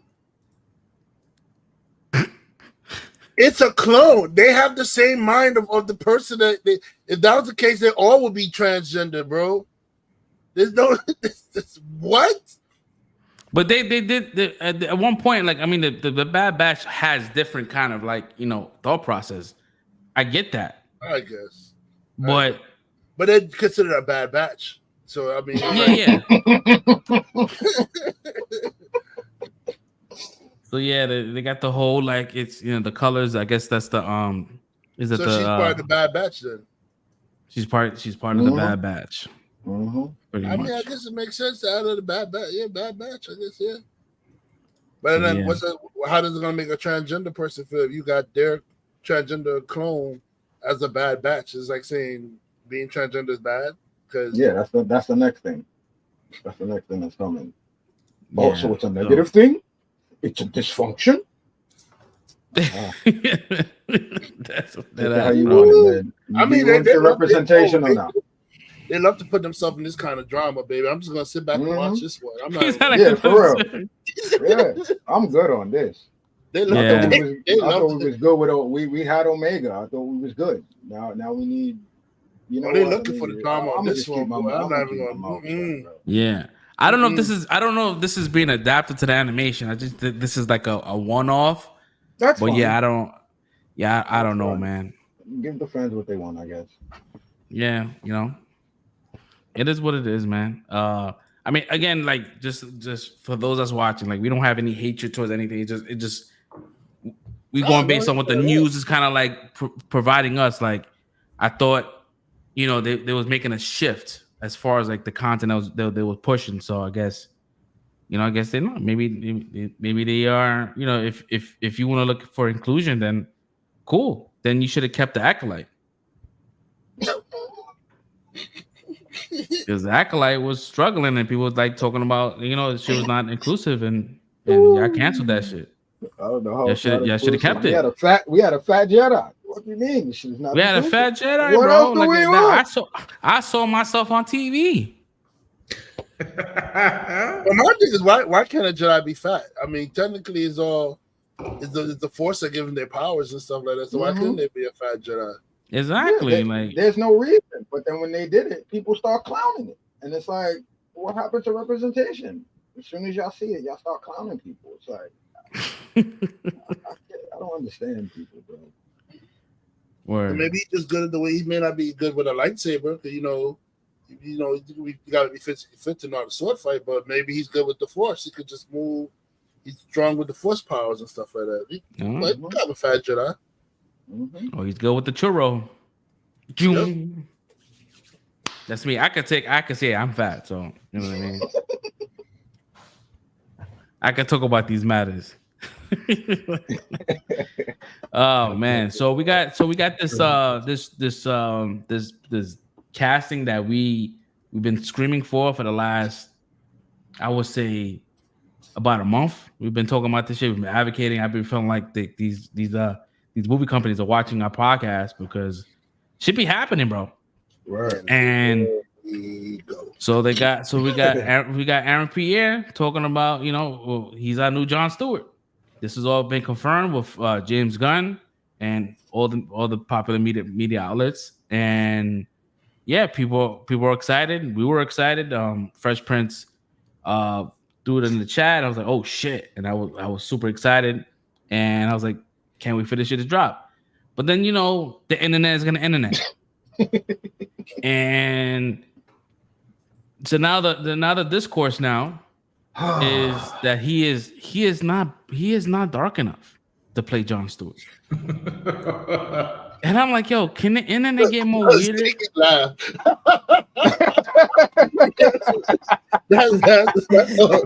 If you make Brick laugh at it, that's how you know it's a ridiculous statement, bro. And you know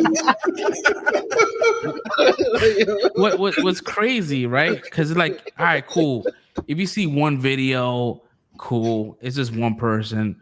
But I'm seeing like multiple videos of mad fucking people talking about the same shit, and it's like there's a real conversation out there about him not being black enough to be Mr. Stewart. And I'm like, yo, like, what are we doing here? Like, I really hope that they don't eat into this and be like, hey, we're gonna get you a tan for this fucking movie, or we're gonna spray tan you.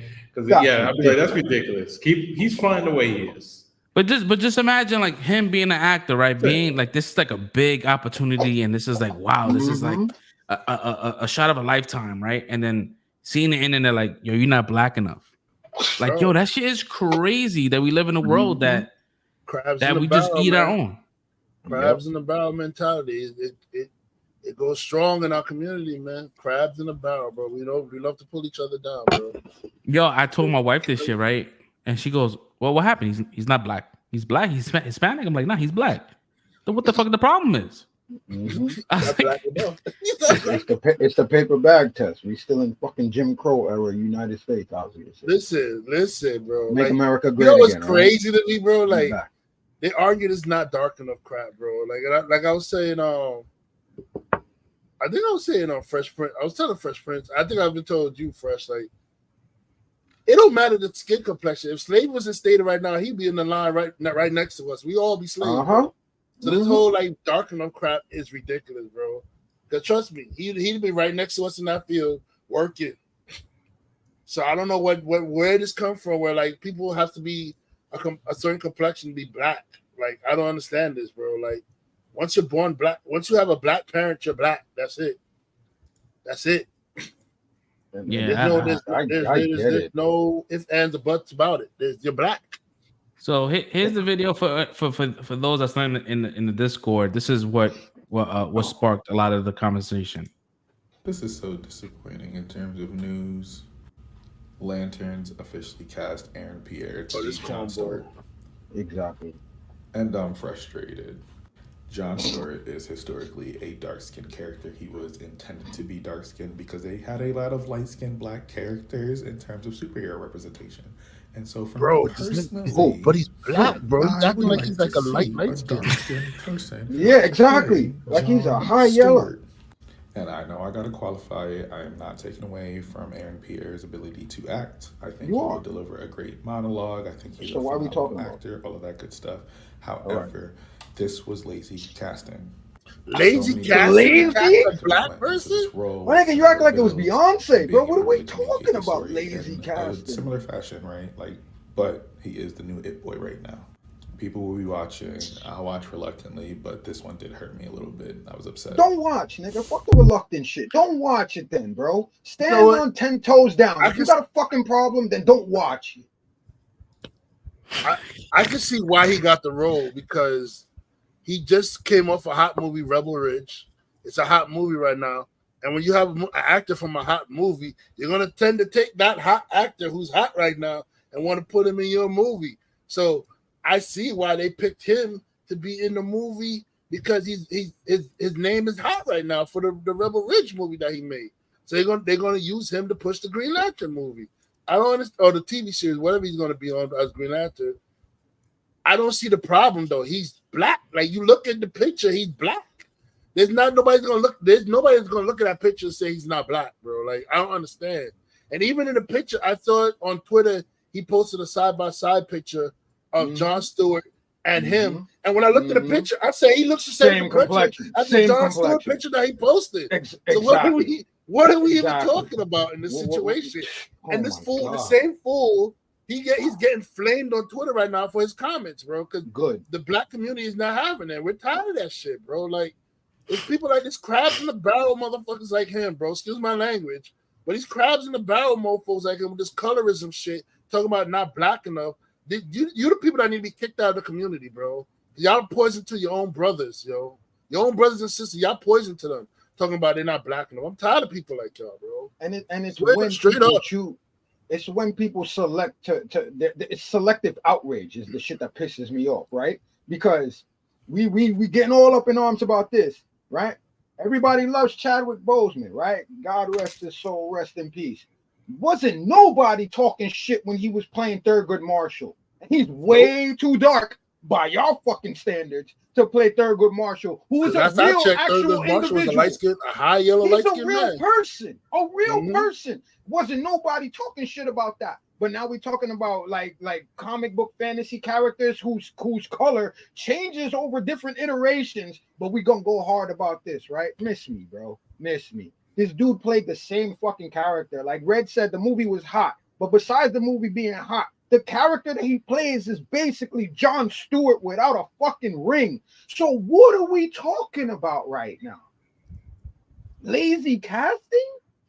You act like they took like a rapper or something and just threw them in there because they was hot, bro. Like, what are you talking about, lazy? Word. It's not like you got fucking like Michael Ealy fucking playing fucking Jon This Stewart. is what I'm saying, bro. Like, come on, man. Oh, like he's good. I was thinking Kid from Kid and Play. Like that's like he's like Kid from Kid and Play. Yeah, that's the extreme I was on because that's the way people talking. Like he's that's the way he's talking.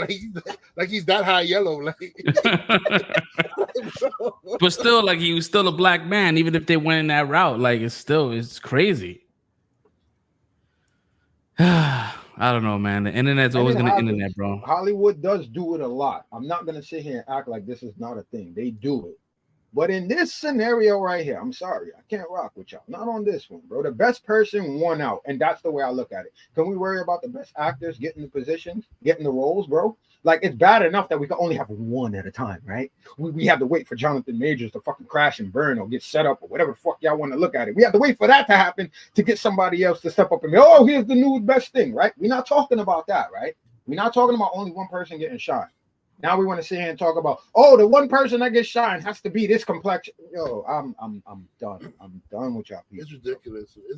It's always been a ridiculous argument, bro. To me, as long as the person's playing a black character is black, I don't care. I'm not gonna sit here with a color chart, like trying to say, oh no, he don't match the pigment that he was in in this issue of Justice League, whatever, such and such. I'm not doing that. I look at him, he's black. I see a black man. That's all I care, bro. We're not talking about Wakanda or somebody who should be from Zimbabwe or something like that, where we should be like, okay, let's kind of stick to what that demographic is. No, he's a black American, which comes in many shades.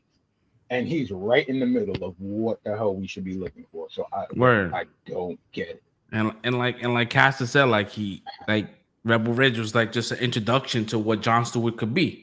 Mm-hmm. Like he was Jon Stewart without, like you said, without a ring, and it was perfect. That's how we saw that character in him already before it was even crazy on the internet. We talked about that shit. It's like, yo, he needs to be fucking Green Lantern. I don't know, man. Let me ask y'all a quick rhetorical question. Y'all can answer though. But how many times have we heard, oh, Brad Pitt can't play that role, he's not Jewish. Oh, Brad Pitt can't play that role, he's not Greek enough. We don't hear none of this when it comes. Did I legit say that comment? Like, we don't hear none of that. No, I didn't hear you. My bad. Like, this is going to be a perfect one for you guys, real quick. So I've been seeing on my For You page. Apparently, people are calling DC colorist because Aaron Pierre, who's going to be playing Jon Stewart in a new DC TV show, that he shouldn't be playing the role because he's not dark enough. And for everyone calling this colorist, I'm here to tell you, you're full of shit. Because if you're saying that someone shouldn't play a role because they're not dark enough, do you know what that means? It means you agree with everyone that say Halle Bailey shouldn't have been playing the Little Mermaid because she's not white. Mm-hmm. There, as you can see, she's not white. Then you would have to also agree that Samuel L. Jackson shouldn't be allowed to play Nick Fury because Nick Fury is white. Then you also would have to agree that dark-skinned actors shouldn't play characters that are light-skinned or white because, again, you can't swap the two. That's colorism. You see how stupid that sounds? Yep. I understand that colorism is an issue, especially when it comes to Hollywood. But the problem is when y'all start making an issue about someone not being dark enough or someone's skin tone not being the right skin tone for a certain character, you look real silly when people start asking you questions about it. If someone's not getting roles or someone's not getting hired because of how dark their skin tone is, obviously that's an issue and that should never happen. But to say that someone shouldn't play a character because they're not a certain skin tone, that's colorist. That's fucking stupid. People should be able to play whatever actor and actress they want to because they can play the role. Aaron Pierre is the it guy right now, especially after Rebel Ridge that just came out on Netflix. It makes perfect sense of why they cast him. Some of y'all really need to get a grip and not find a reason to be angry about everything. Go touch some grass. Thank you. For real. Thank you, sir. Appreciate I love the that's forever my favorite line. Go touch some grass. I forever love that line, bro. Cause it's real shit, bro. Everything he said is facts, bro. Like you can even throw in Michael Clark Duncan playing Kingpin. Like you can throw in there's so many roles where they went the opposite route of the actual color of the character and they picked a different complexion. But this is not even the case for this character. The character is black. and the person playing the character is black. So I don't even understand this argument, bro. This argument is stupid. It's like the argument we're having right now. And it's not like he's that light skinned, bro. He's not even light skinned like that. Like this is what's killing me, bro. Like, you go back to like honestly that Justice League picture that he had in the background. That's the darkest I've ever seen John Stewart, bro. And it's from the cartoon, so it's probably a bunch of cartoon heads or kids talking about, oh, he's not black enough. And then people go, oh, since the 19-somethings, he's always been known as a darker skinned character. Okay, that's cool. But let's pull up those pictures. And what does he look like? His skin is like orange complexion and he has like a curly afro. So you want to call that a dark skinned black man? Is that what you want to say? It's like we start getting into this minutia of shit that's really stupid to talk about. Like you just said, it's bro, just get the best people for these roles and let's keep moving, please. Bro, it's like I was telling Fresh. I said you never heard an argument of like saying like with the Brad Pitt playing Achilles. You never heard nobody say, oh, Brad Pitt can't play Achilles because he's not Greek. You'll never hear that argument, bro. Right. You'll never hear anything about Henry Cavill playing this person or that person because they're not the right nationality or whatever like that, or the right, it's a stupid argument to have, bro. It doesn't matter. It really doesn't matter. But we're the only ones that would do that crap, bro. We're the only ones that are gonna argue what shade of color that character should be or what nationality the character should be. Man, bro, it's ridiculous, bro. I'm tired of this argument. I really am, bro. Like it's a ridiculous argument, bro. They always do this shit. They did the same shit to Zazie Beetz for the Harder They Fall when she played the woman. They said, "Oh, she's not dark enough to be Stagecoach Mary, and she's not as fat as Stagecoach Mary either." But which I didn't say that. But guess what, bro? She plays Stagecoach Mary, bro. Like what the? She's black. As long as she's black, I don't care, bro. Like I don't understand the argument at all, bro.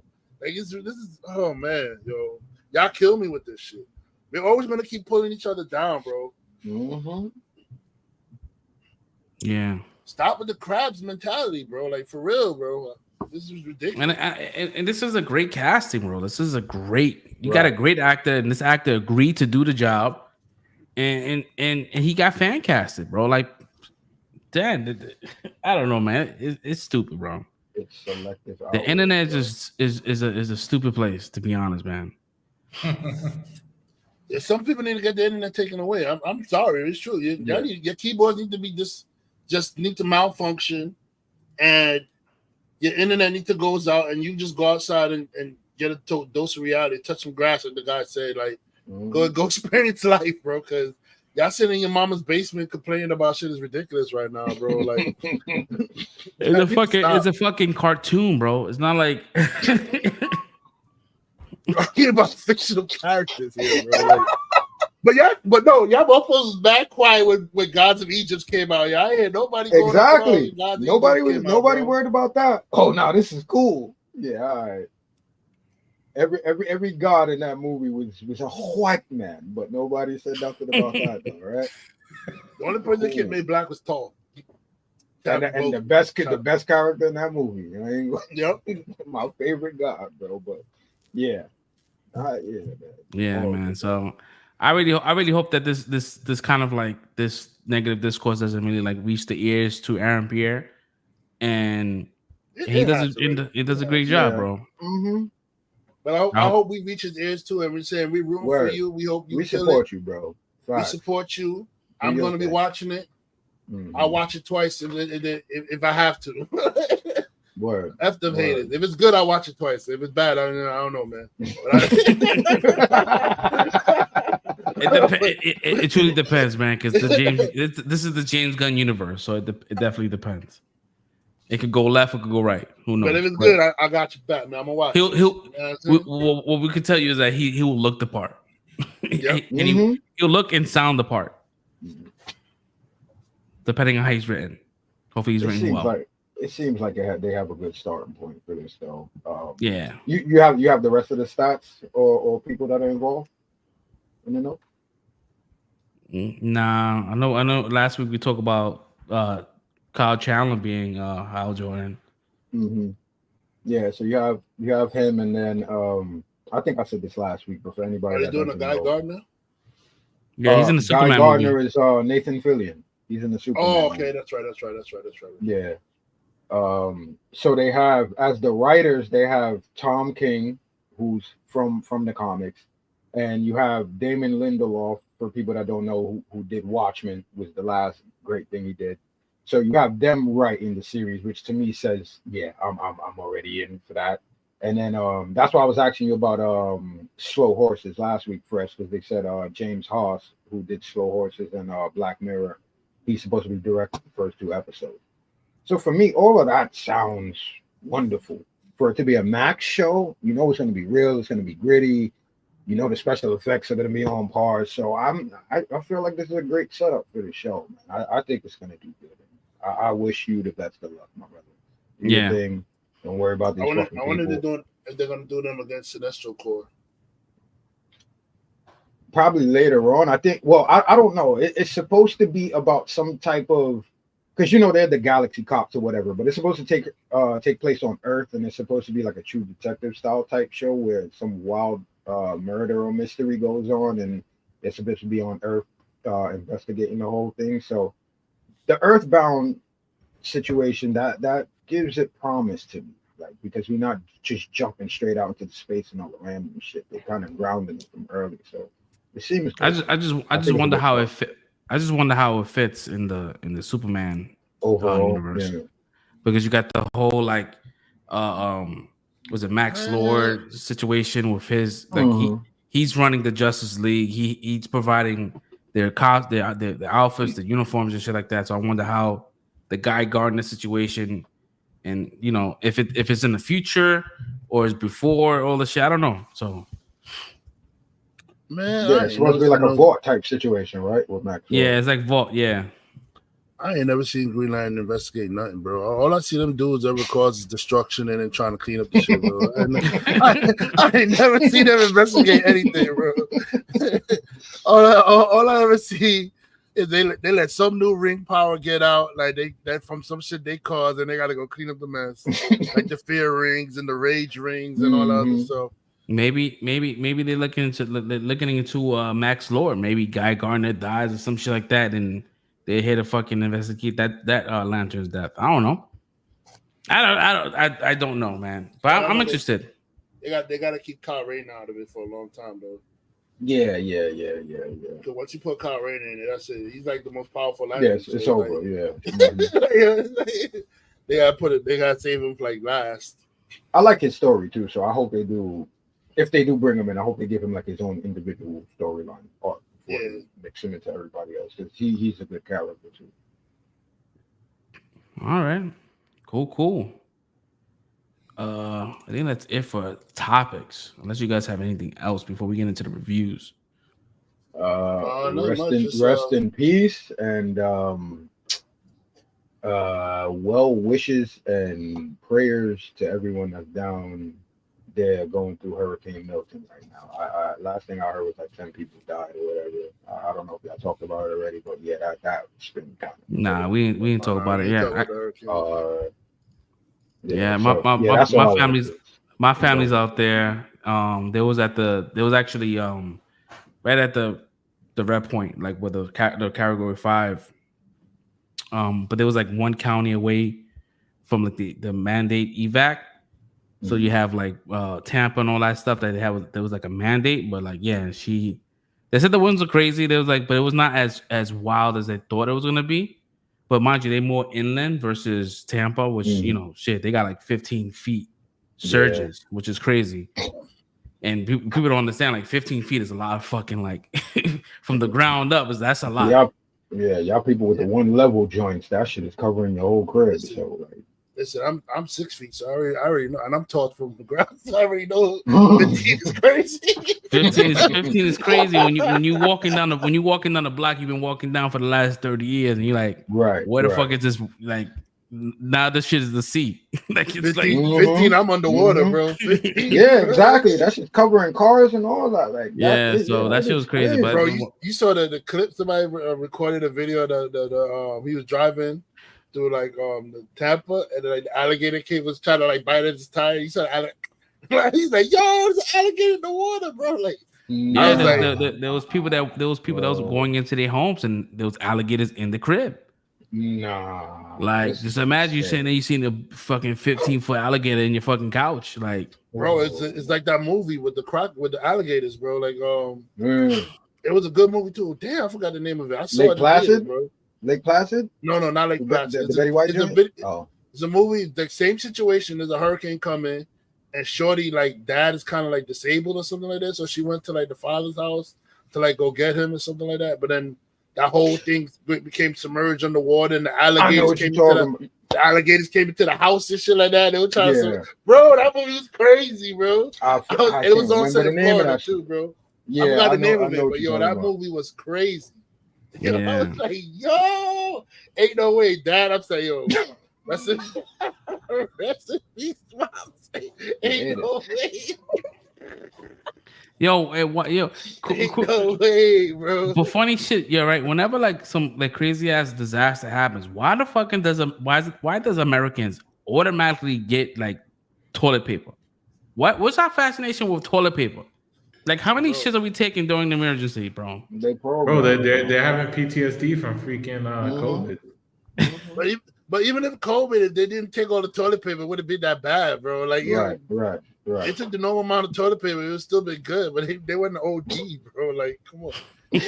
And the governor told them not to do this too. They said, listen, the strike to meet can end at any time. Do not go crazy buying up toilet papers and stuff. People still did it, and now when the strike is over, they got a whole shitload of toilet paper in the house. Not doing it. The good thing is that it's a non-perishable, so how about you get non-perishable food? Like, you worry about toilet paper. I'd rather have shit to eat. And they gotta wipe their ass, man. I guess somebody they got irritable bowel syndrome, man. You don't know anything can go anytime. Yo, and it's crazy how people panic, right? Like they like, all right, the storm is coming. I mean, the hurricane is coming. All right, cool. Let's evac. People on the highway trying to get out and shit like that. Like, now you understand how people in the Caribbean feel. Like, they can't leave their island. Right. Like, they're stuck. So they get hit with the Category 5 without any buildings knocking it down. Like, it's just like, all right, cool. Like, it happens all the time, bro.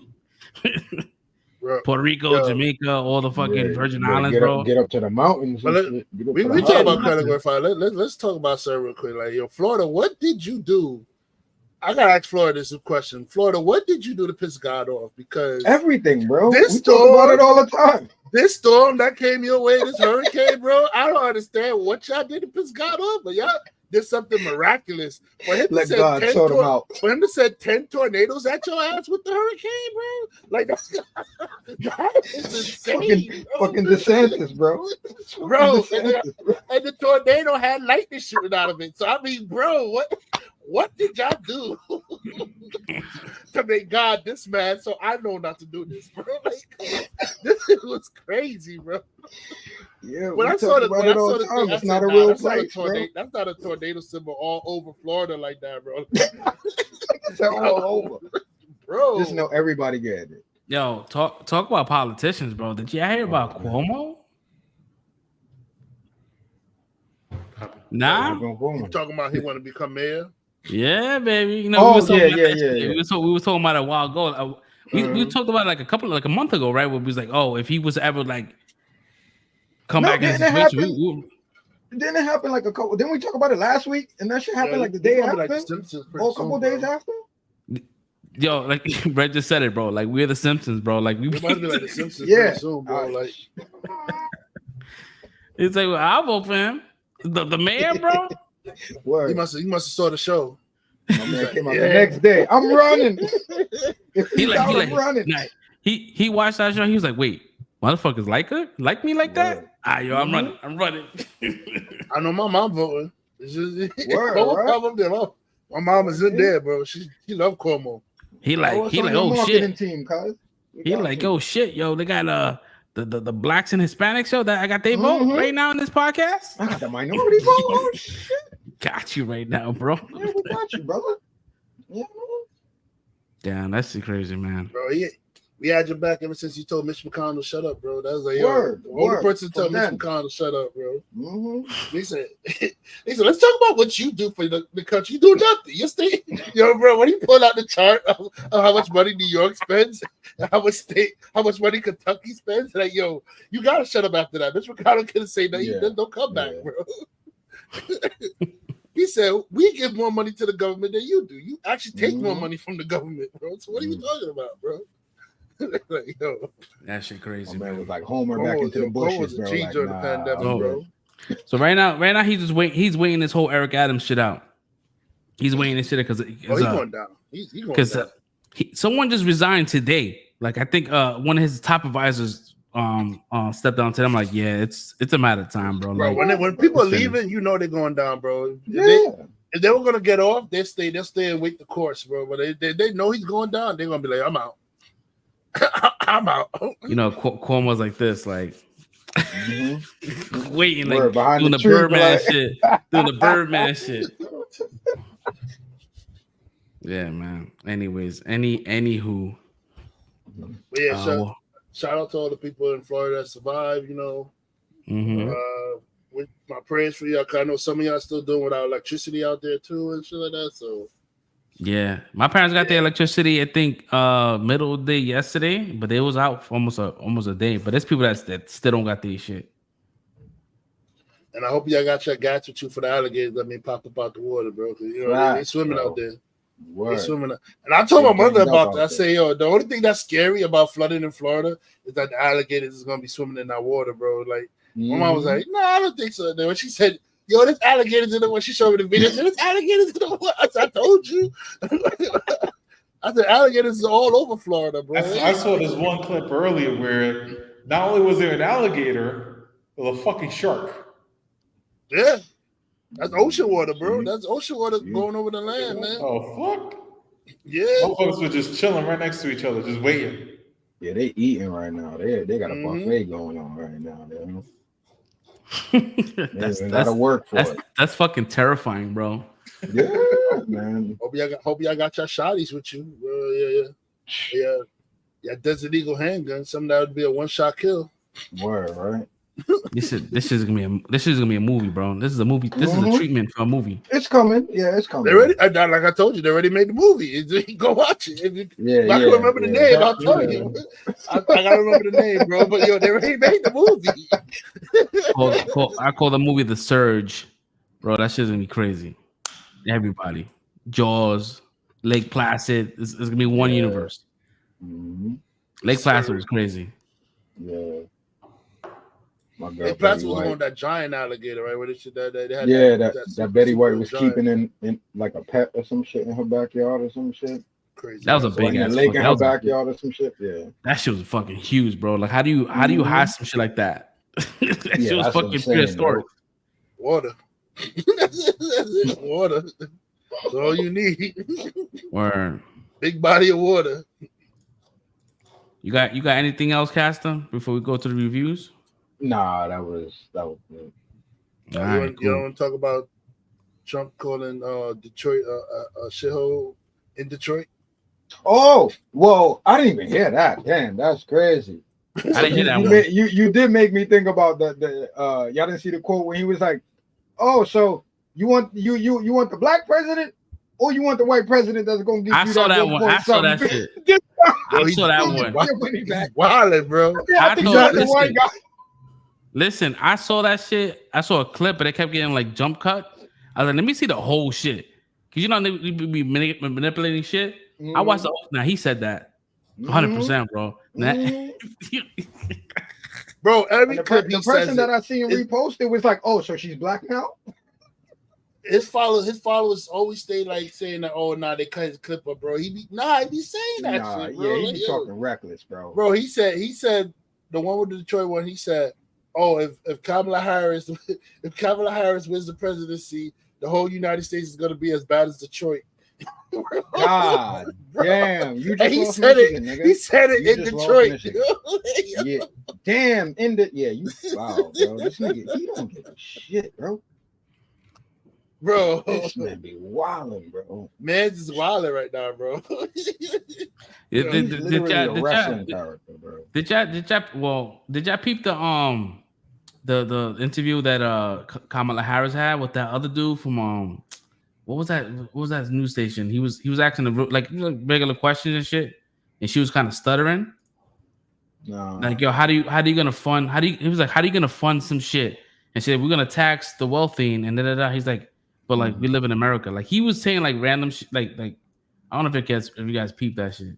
She was kind of stumbling and shit. I'm like, damn, both these candidates are looking crazy. Let me see. I mean, you can stumble about how to fix the finance and shit, but this dude is saying wild, egregious shit, bro. She's not out here saying Haitians is eating your pets and stuff like that, bro.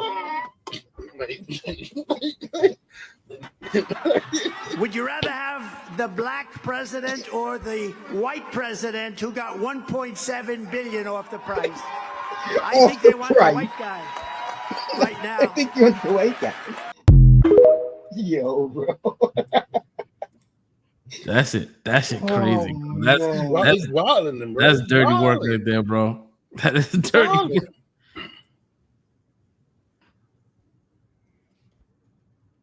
But yeah, I just wanted to bring that. So we can move on to like talking about Agatha and yeah, let's get to it, man. Agatha and Penguin. Yeah, let's get into Agatha, man. So going to episode 5, man, I kind of figured, because I know we talked about it last week, and y'all talked about how if episode 5 is the same as, you know, if it starts to trend the same exact things with the trials, that you guys are gonna kind of get bored, and I kind of felt that watching this one here. I'm like, damn, this is like the same thing. Like it's not the same, but it's like going through the same motion of these trials. I did enjoy it. The reveal at the end was kind of dope. But again, it's like it pulled like an acolyte situation where we kind of already knew like you guys have a hard time like hiding things from us and making like giving us the kind of like the quick flip that M. Night Shyamalan kind of like reveal. But yeah, I enjoyed it. I thought it was cool. I can't wait for the next episode. I know we have 3 more left. We have next week we have episode 6, and then we're gonna have 7 and 8 the same day the following week after that. So we're almost there. We're almost at the very end, and I'm glad that the review happened now versus happening in episode 8. Right. So like now, like what can you do? Like like the cat's out the bag now. So I don't know. How did you guys feel? Okay. I personally, I'll start since I said I was probably the one that was gonna fall off if they kept doing the same shit.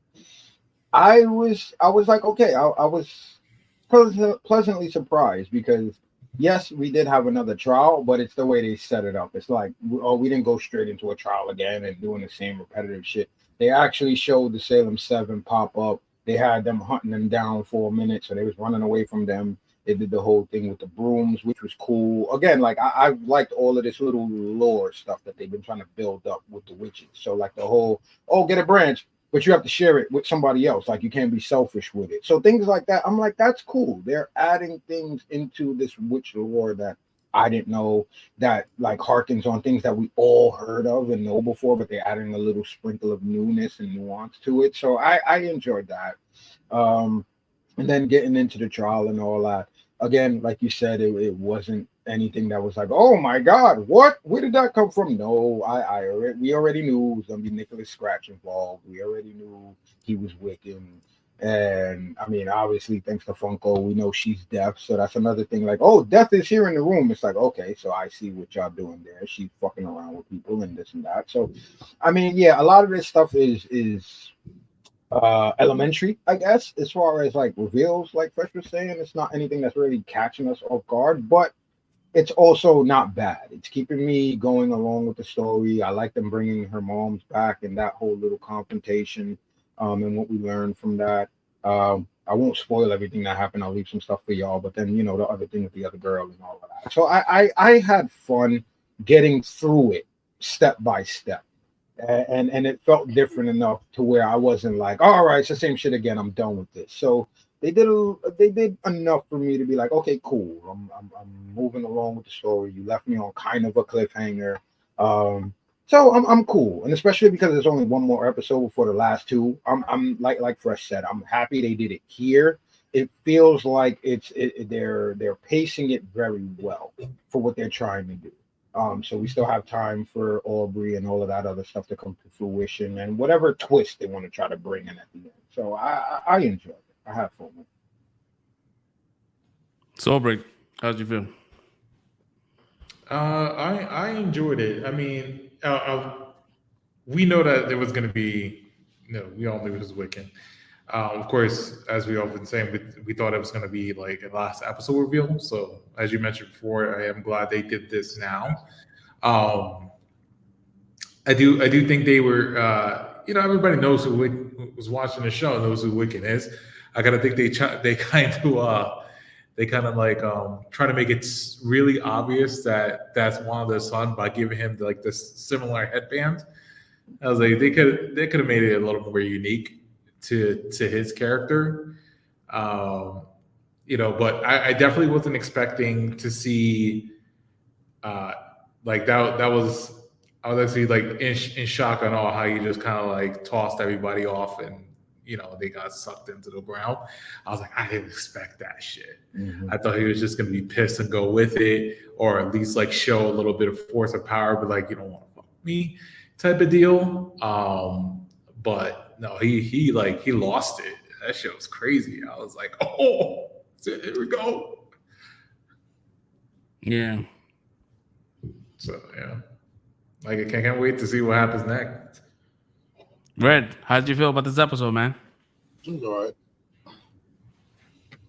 I mean, I didn't even that. I don't know. I enjoyed it, but to me, I don't have a problem with the trials like Fresh Prince was having with. Like, I kind of understand what the trials. Each witch has to go through their certain thing to prove their power for their abilities or whatever like that. So, I'm guessing that's what I was figuring we're gonna have a trial for each witch or whatever like that. So it's not really bothering me. It was pretty cool. I'm not a big fan of ghosts, but it was all right. This one wasn't that bad.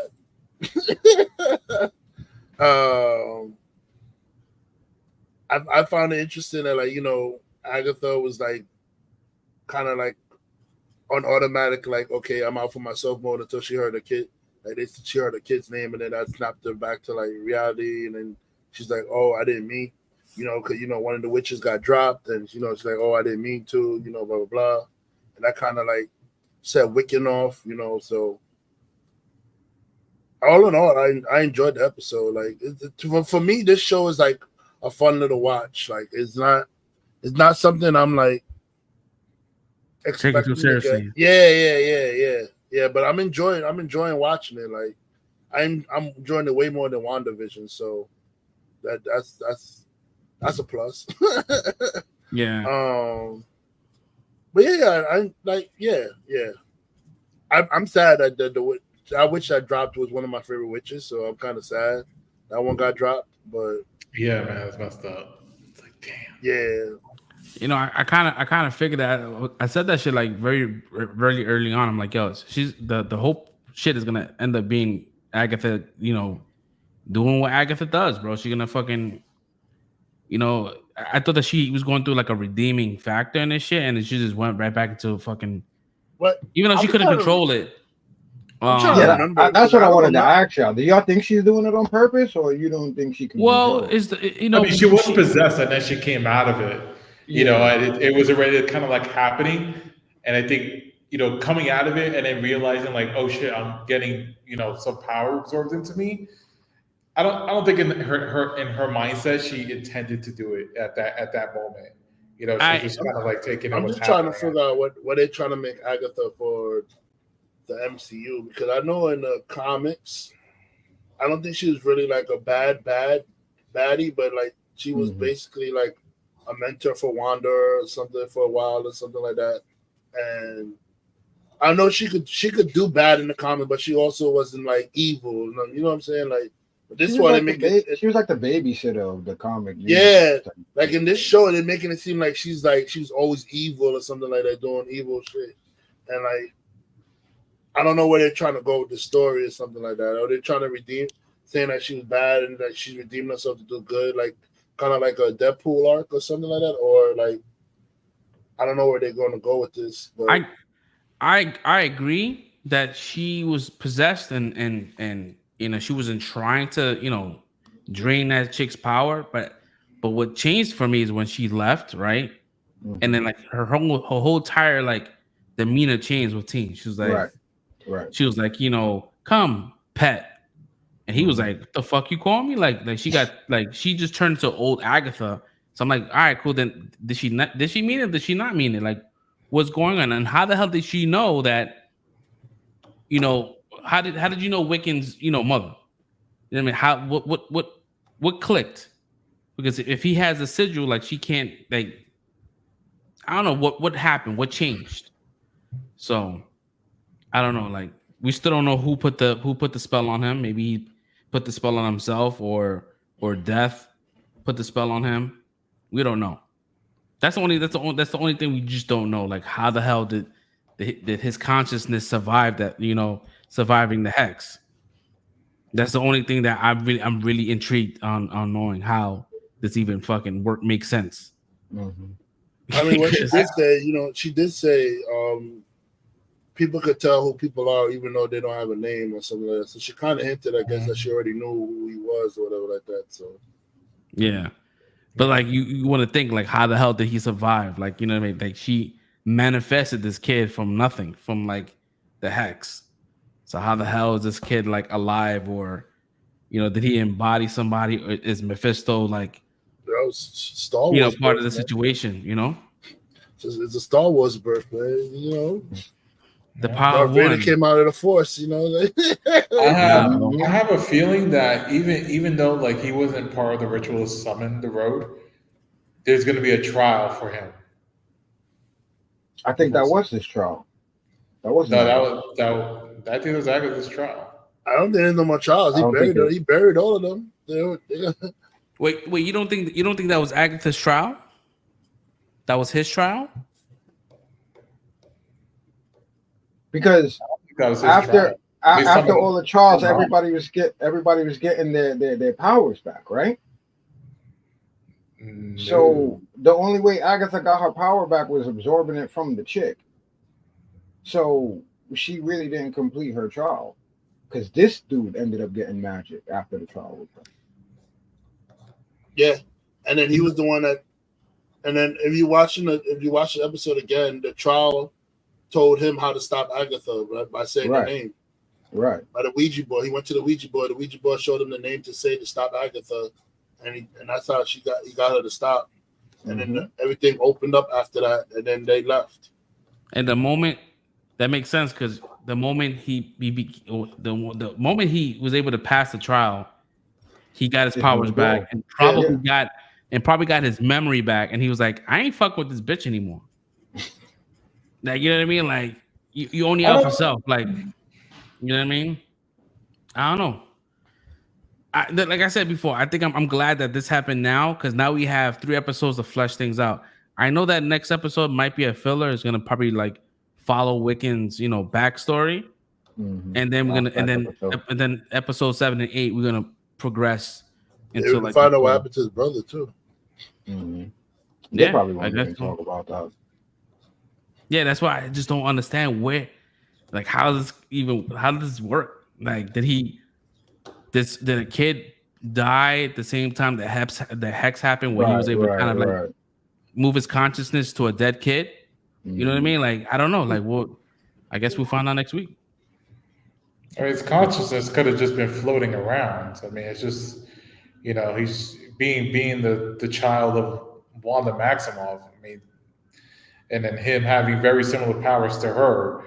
It stands to reason that his consciousness kind of float around like a Dr. Manhattan type of situation where, he was just like pulled himself together months later.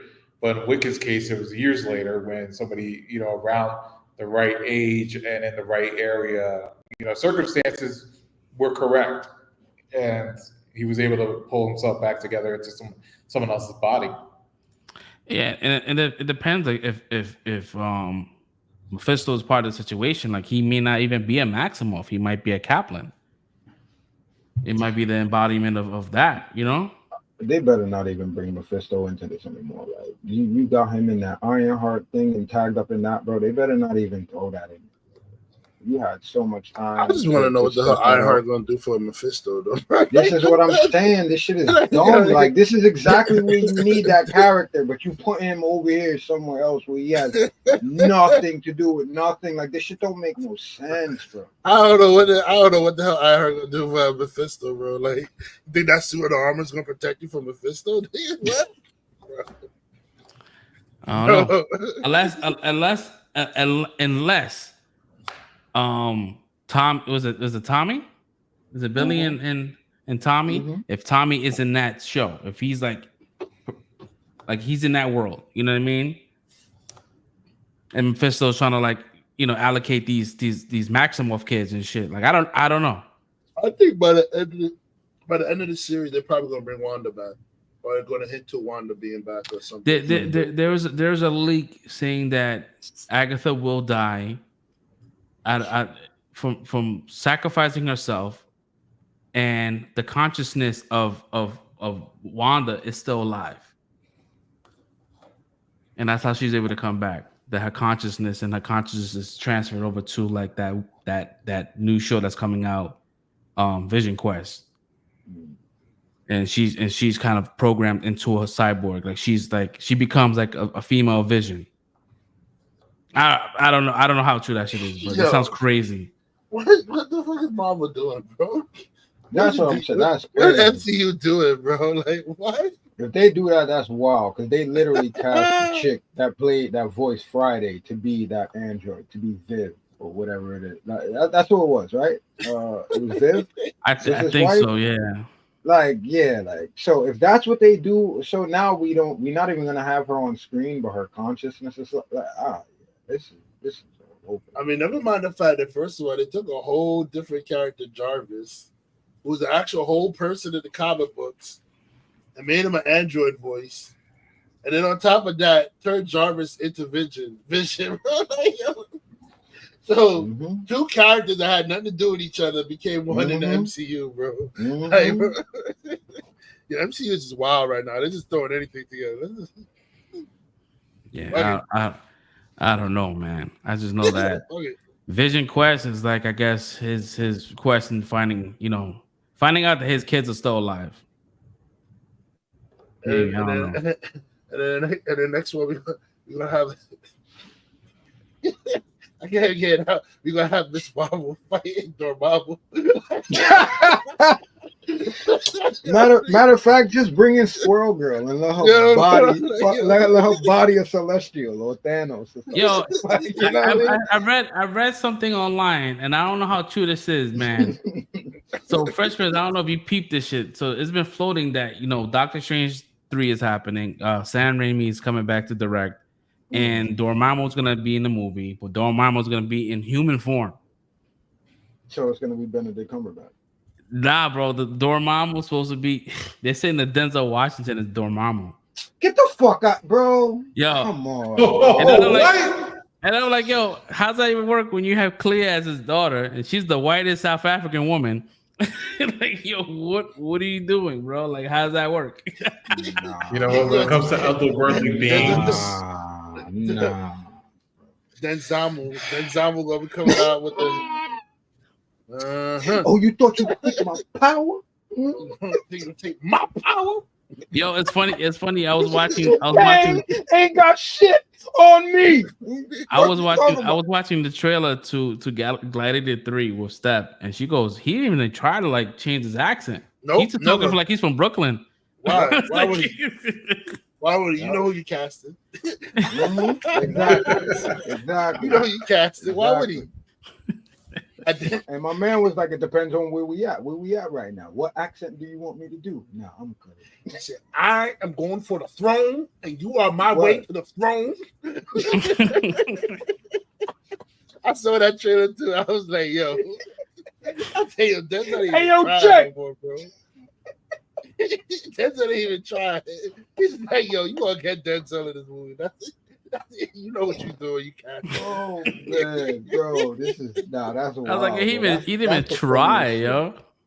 Bro, fuck it. If you Denzel, you Denzel, right? Those people, they done, bro. When you cast them in a movie, you cast them done, bro. That's it. I need that energy, bro. That's it. That's it, bro. Although Denzel looking real skinny in that Gladiator movie, though, bro. I was like, ooh, you looking a little sickly skinny, yeah, bro. I don't know. I was definitely. kind of scared, bro. I don't know. Yeah. Probably just did it for a role, but don't get that skinny again, bro. Where you heard that from, bro? Oh shit! Who put that out there? I forgot, bro. I don't know, man. I think it was like You gotta be careful, Fresh, though. Fresh be saying some shit just to get you pissed off. Nah. No, I don't. No, I don't. Fresh be saying some shit sometimes just to get that reaction. Trying to gauge the reaction, yo. Nah, bro. I think it was like either like I think it was like exile, fucking scoop or some shit like that. He's wilding though. He's nah. I don't know. I ain't gonna lie. That King shit got me tight though. That whole Kang shit they scrapped that he got going on right now, the whole thread he got going on has me tight, bro. I don't know if that shit is real or not, but it's like, they destroyed this character, bro. Yo, give my man a job, bro. My man Jonathan Majors needs a job, yo. Come on. Well, they said, I guess other movie news, Magazine Dream's supposed to be coming out. Somebody bought it, so they're gonna be distributed each year. Magazine Dreams, the weightlifting movie that he was supposed to be in, that was supposed to be like some Oscar type shit before all this shit went down. And then they shelved it. Disney shelved it. Yeah. So somebody else bought it now, so it should be dropping next year sometime. Bro, they did him dirty for somebody who was just trying to get his phone back, bro. That's kind of crazy. I agree. What happens, man? They did him dirty. Oh, my man was just trying to get his phone back and run away from his assailant. Trying to get away, bro. Trying to get away. You can't even run away no more, bro. You ran away. I did everything y'all told me to do. I'm still a bad guy. I'm still a monster. Oh man. So yeah, so back to the show Agatha. So as far as our rating, what we giving this? For me, I would say that's another 4.5. I'll give it a 4. Yeah, I'll give it a solid 4. Yeah, 4.5 for me. I mean, not too bad. I mean, for episode 5, man, I think it's trending in the right direction because at this point in time we've gone through, I think, everyone's trial except for there's 2 different trials we haven't got to. We have Shorty with the potions and the one that kind of sees potions. Hers was the first one. Oh, she was the first one. She was the first one. The older lady we haven't seen yet. Hers is probably gonna be next week. Yeah, her shit is gonna be probably like super interesting. She might be episode 7 because I think they have to explain the Billy situation. Billy, right? Yes, I think we're gonna get like a filler with his situation and they gotta do the potions and they gotta do the Greenwich RB Plaza's one RB Plaza's for the Greenwich one. Yeah, I guess that's when we find out she's deaf. Anyways, man. I mean, I don't believe she's deaf when she came out the goddamn ground. Like, and that's why I didn't think this was Agatha's trial, because like they was talking about death is here. First they was like, oh, you can't talk about death, or you can't talk to death, or some shit like that. And then the first thing they say, oh, it's death. It's like she was fucking with them. And as soon as it happened, oh, it's the blood moon. It's Agatha. Like she was just throwing it all on Agatha from the gate. Like I'm like, yeah, this is off, bro. This is off. Like she's trying to set people up right now. The shit that had me dying is when they was flying with the brooms and then they was crashing down. Aubrey Plaza to the fucking witch sound. She had me dying, bro. She is wild. She is a maniac. That shit was crazy, man. Next up, man, we got the Penguin, and for some odd reason, I be thinking that this is like episode 5. This is only episode 3. 3. And this show shows you how to create solid characters where the main character, if he's not on screen, it's not like, all right, this is track. I want more Penguin. You giving us more of this too, Victor, and I'm like, yo, giving us context with his life and what happened and kind of tying in with the Batman shit. That shit was fucking heartbreaking, bro. Like that shit was crazy. And I'm glad I don't even know how you don't feel. I don't know how you can come back from that, bro. Like that kind of situation that he went through, like that would snap somebody's mind, bro. Like on some real shit, bro. Like that's some craziness, bro. And then if you think like when he was with his friends, you know, trying to break into Penguin's car, his parents just had passed away just like days before that shit. So he was like already like lost in the sauce, and he was trying to find a way to feel kind of like a family kind of situation. He's in survival mode at that point. Survival, yeah. So I'm like, damn, bro, that shit was crazy. Like that, even the way it was shot, I'm like, damn, it just shows you like how people was affected then when the floods happened. Like we didn't really get to see that, you know what I mean? In the movie, we just saw like the flood and whatever. We didn't see like people dying, but like this was like, it was hard, bro. That wave crashing into the window, bro, like that shit was crazy, bro. And you had to watch your family drown. Like you calling your mom to like trying to warn them, and nothing they could do. Yeah. And then you just left the house after arguing with your pops, and you never reconciled that or told them you love them or what. Oh my god, bro. Yeah, the character, man. Well, I think his real name is Rainey something. He's remarkable, bro. Like his acting is just like, even I know that in real life he doesn't have a stutter, but coming from that world where I had speech therapy for years, like he does that shit so fucking well and it's so believable. Even to the point where Penguin is like really kind of like when the waiter was like, he was trying to like not correct him, but trying to speak for him. He's like, go let him speak. He's like, you don't do that shit. Yeah, he don't do that shit. Let him take his time. Like, speak out. You know what I mean? Like, said, you want to interrupt him when the guy's talking? Yeah. Like he's like, he's like, yo, fill room. Like, you know what I mean? Like, beast. Like, it just felt so good. Even if when he was talking about his father, like Penguin was really like there, listening to him and absorbing and just not like, you know, sometimes you talk to somebody and they're not really listening. They're just like looking.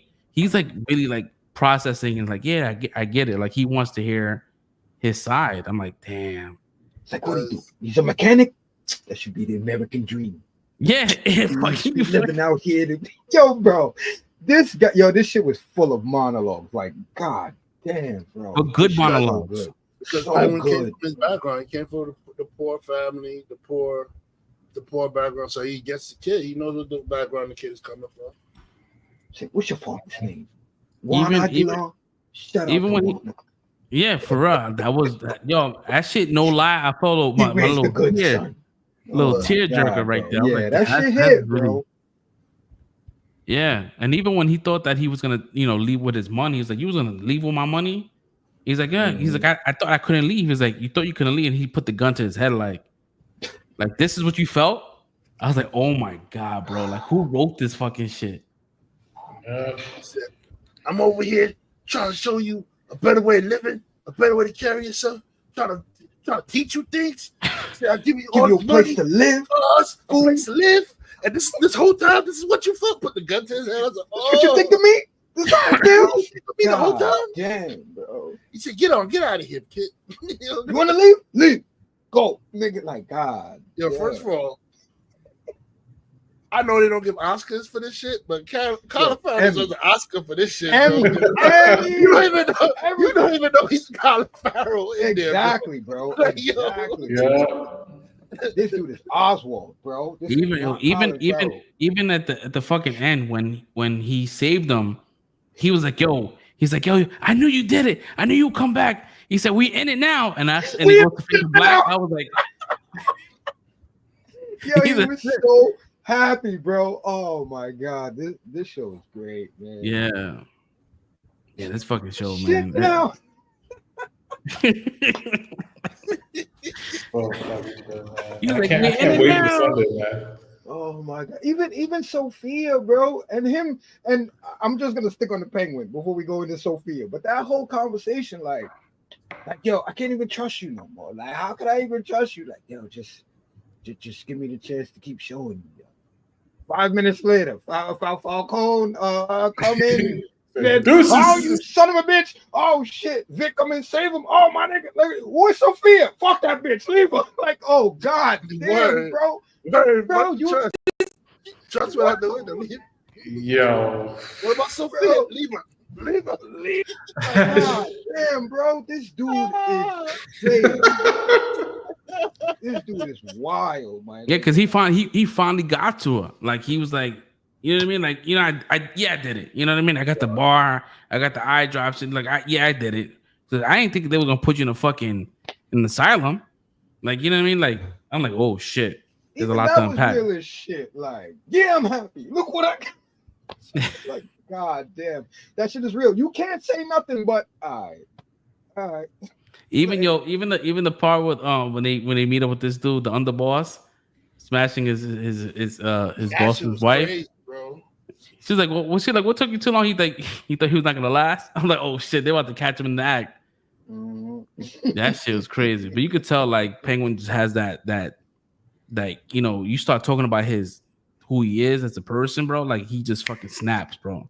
I thought he was gonna kill him. I'm like, nah, you can't kill him, bro. We need him. We need him alive. Almost.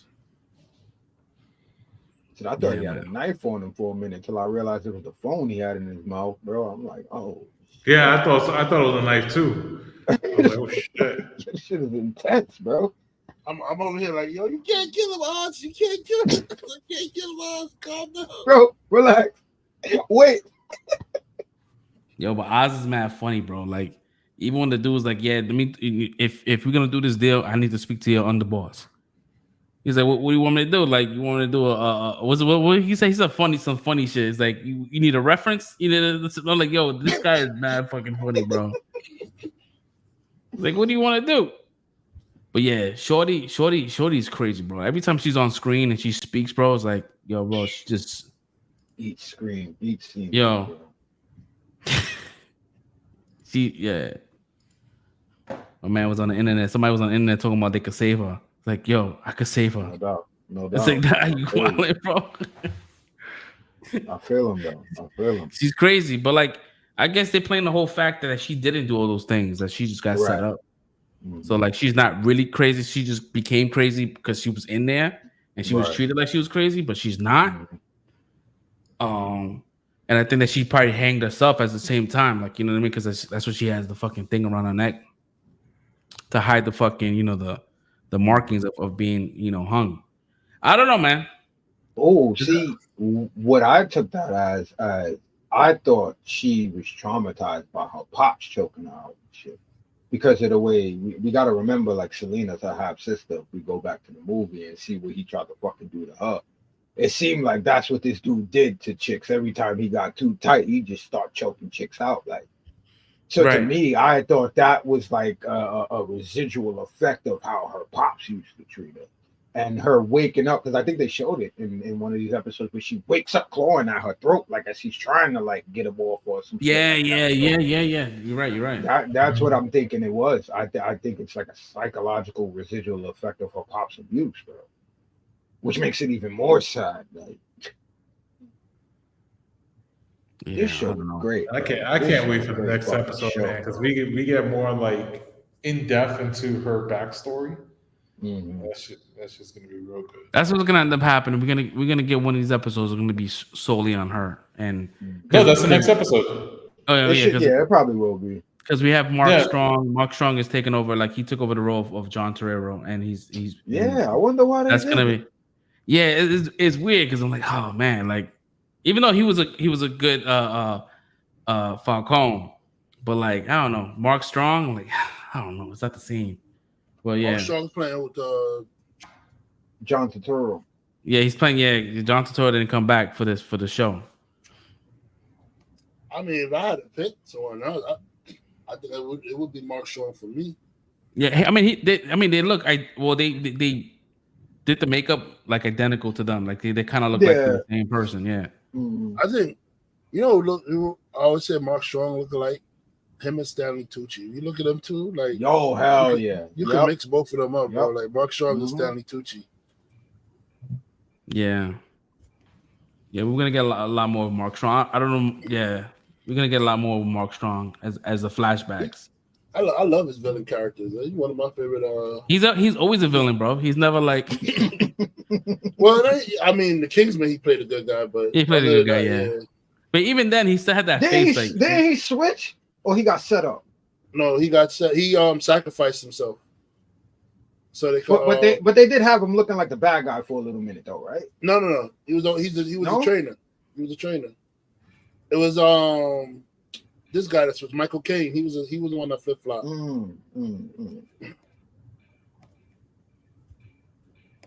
Gotcha. Yeah. Like I loved him in Sherlock Holmes as the villain. Yeah. I liked him in Kick-Ass as the villain. I'm trying to remember. There's some other things. Shazam. Yeah, he was the villain. Shazam. Yeah, Shazam too. Mm-hmm. You know what else I like as a villain? What the hell? I think is it Jeremy Isaacs or Jason Isaacs? Jason Isaacs is a dope villain in everything. I'm in villains too, bro. I liked him as Captain Hook in the Peter Pan movie. I liked him as the villain in The Patriot. Oh, that's the one. Yep, The Patriot. That's where I first seen him. Bro, he was an asshole in that movie. Yep, bro. Oh my gosh, yo. I'm ranting on. I'm sorry, my bad. But nah, you good. Yeah, you good. I like Mark Strong. Villain. Those two are my favorite villain actors, bro. So I like those two as villains. So if I see a movie and I see them playing a villain, it's gonna make me say, okay, let me go see what this movie's about, bro. Like, got you. Ah man, this episode here. I mean, I think I give all these shits 5s, bro. 5s. Nah, Penguin's definitely a 5. The speeches he gives, Jones, they drop so many gems in these episodes, bro. Like the last one with the speech where when he's teaching Victor like how you gotta learn how to adapt in this business, or you dead. You're gonna be in this grave with these bodies right here if you don't know how to adapt. Bro, that speech was so powerful. He said that shit in the rain in the cemeteries. Look what happened in this episode right after that. Cop pull him over. Yo, what you doing? Yo, what you doing with all this money? I ain't got no money. What you talking about? He said, what money? That was the smoothest shit. That was smooth. Bruh, he's learning, bro. Like, nah, this show this show's fire. And he said, what happened? What happened to cop next? He said, and I told him what money. I said, he took it all. Oh, the greedy motherfucker. He started laughing. Oh, greedy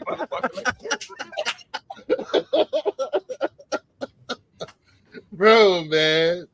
He made Pay was so proud when he told him that story. Pay was so proud, I know Oz gave him the money back after that because Oz is a real nigga. Bro, you just saved the whole meeting, bro. Nah, I got you, bro. So, and you saved me at the end of the episode? Yeah. My man need a bonus, bro. Move him up to 3 G's a week now. Give him that 2,000 he was asking for. 3, bro. You step it up. He saved your life again, too, bro. You got it. I need 3. He said 3 learn it. But no. Wait, that's what the fuck I'm talking about. But no. That's what I'm talking about. No.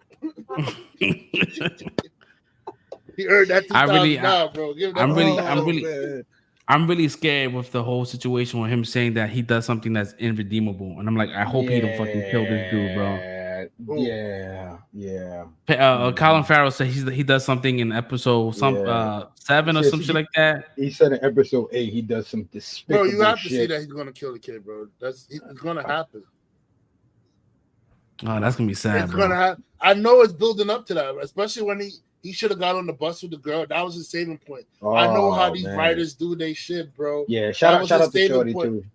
That was the saving point to go on that bus with the girl and get out of there, bro. Once he didn't do that, it only ends in death for him. In this. Yeah, he's done. This is it. That was the last attachment to his whole life, bro. He's done. He's fully in it now. We all know Penguin. I hope he doesn't. Because Penguin becomes Penguin, so it's like we all know Penguin surviving. Unless he kills Shorty. Sophia. Because Sophia probably kills Victor. He got to kill her.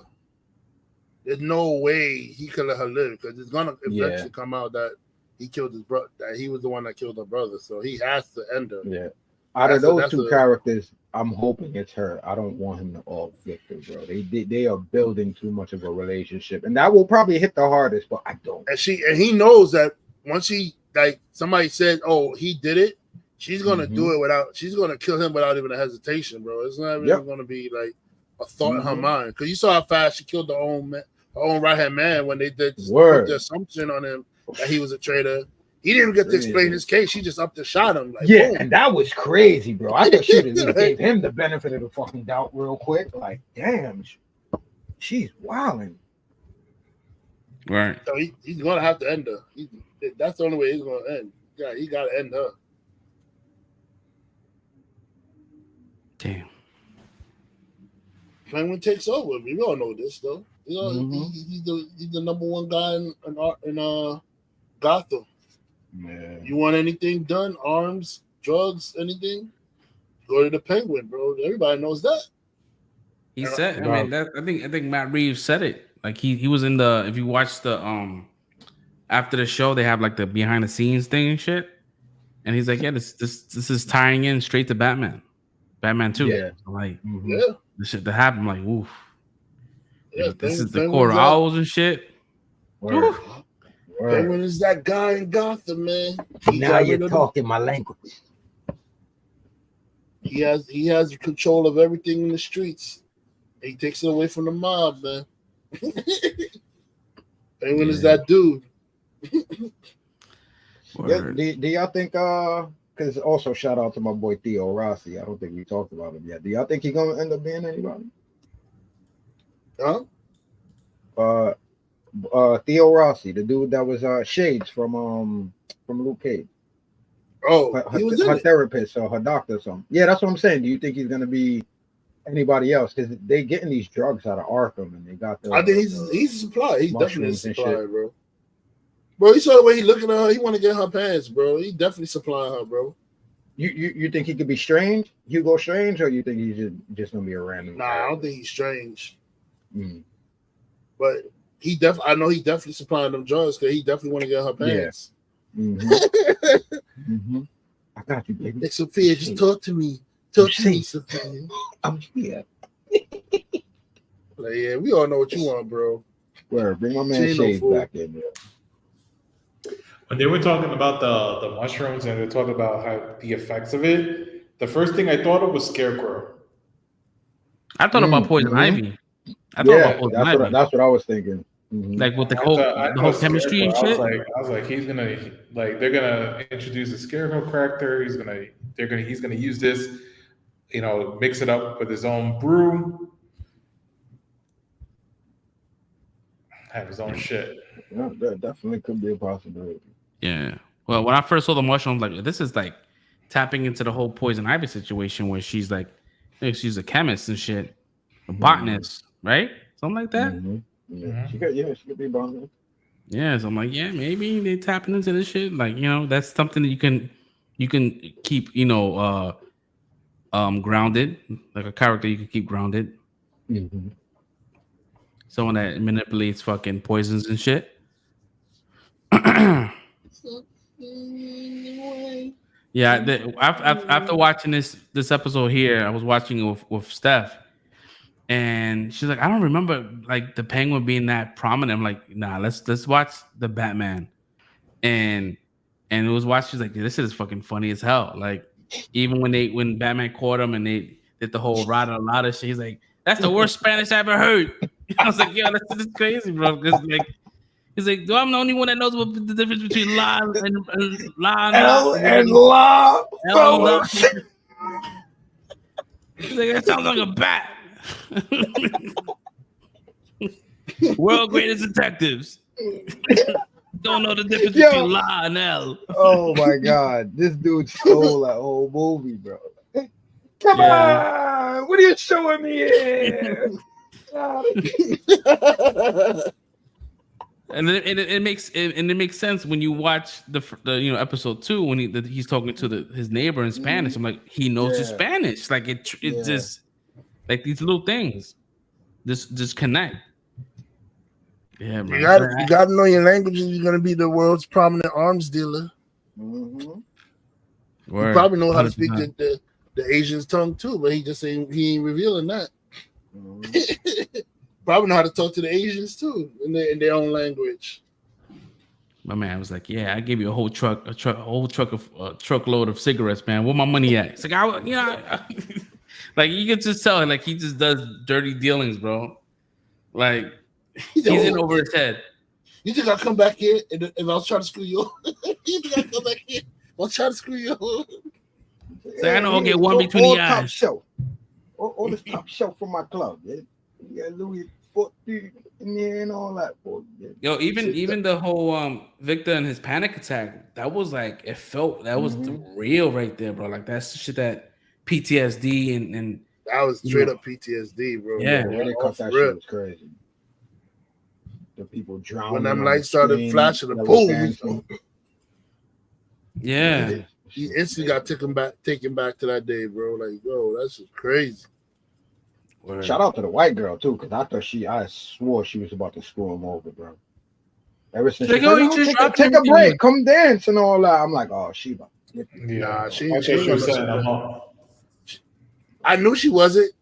I think she just wanted to smash. Because she been looking at him from he first got introduced in that party the first time she been staring at him. So she just wanted to smash. That's but true. She's not gonna screw him over because that's messing with Penguin's money. She ain't trying to get clipped. She knows that she knows that homie has the money. He's like, yo, he's the bag man. He's the go-to guy. So she's like, yeah, this guy had the money.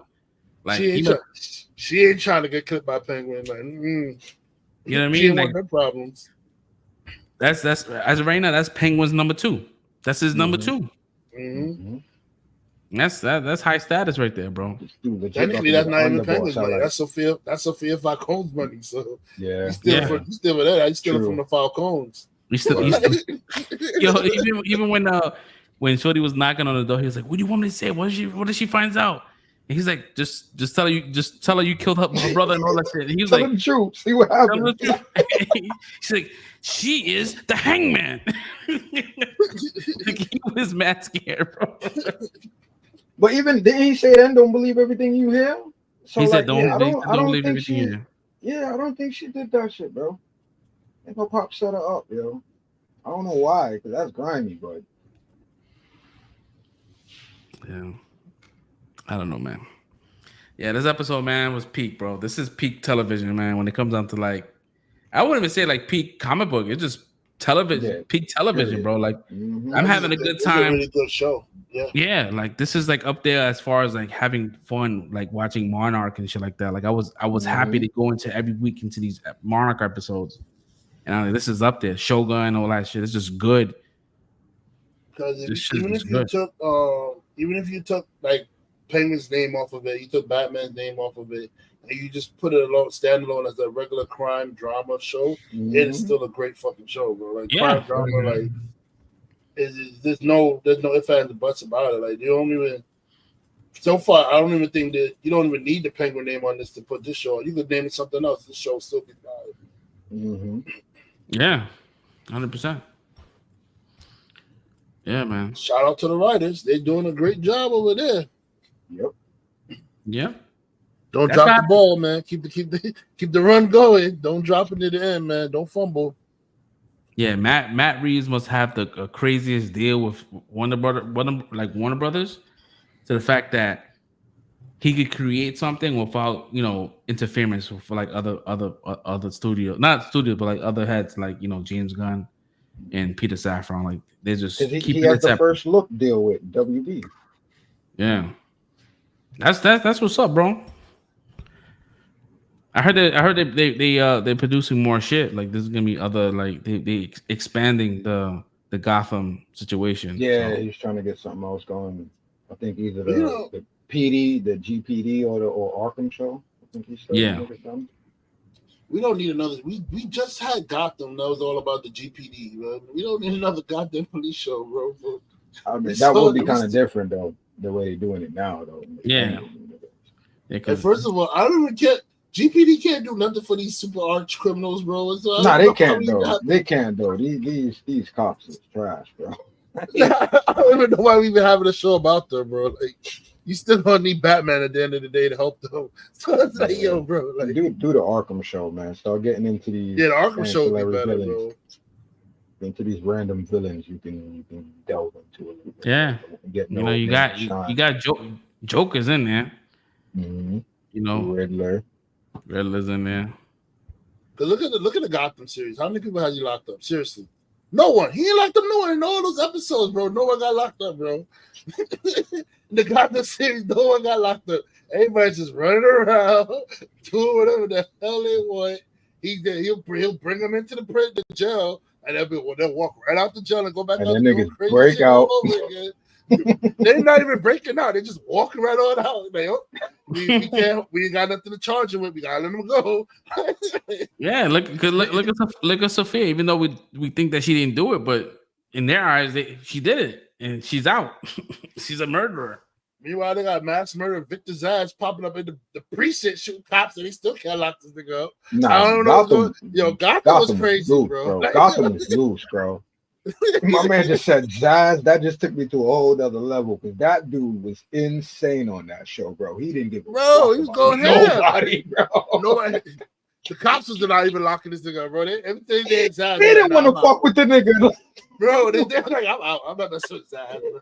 I'm not gonna be the next tally on this nigga's arm, bro. Yeah. I'm out of here. Gotham is just terrible, bro. Like, yo, in the beginning of the show, there's a spot, and it's the fucking Bronx, bro. It's the Bruckner Boulevard. Mm-hmm. I'm like, wait, that's the Bronx. It's like, you see the green overpass. I'm like, yeah, that's the Bronx. That shit is crazy. Mad grimy. It's hard to do a show in like Batman's universe that doesn't involve Batman, because his criminals are so out there that you're not gonna believe that's enough. If a normal PD could stop the people that's in Gotham, they wouldn't need Batman. Mm-hmm. Right. So I don't even know why I would prefer the Arkham show over the PD show. We don't need Gotham PD, bro. Like it's not gonna do. They're not doing anything. The only thing that could get me on that is if my man Jeffrey Wright is leading the show, bro. Yeah, 100%. If he's not leading the show, I don't want no part of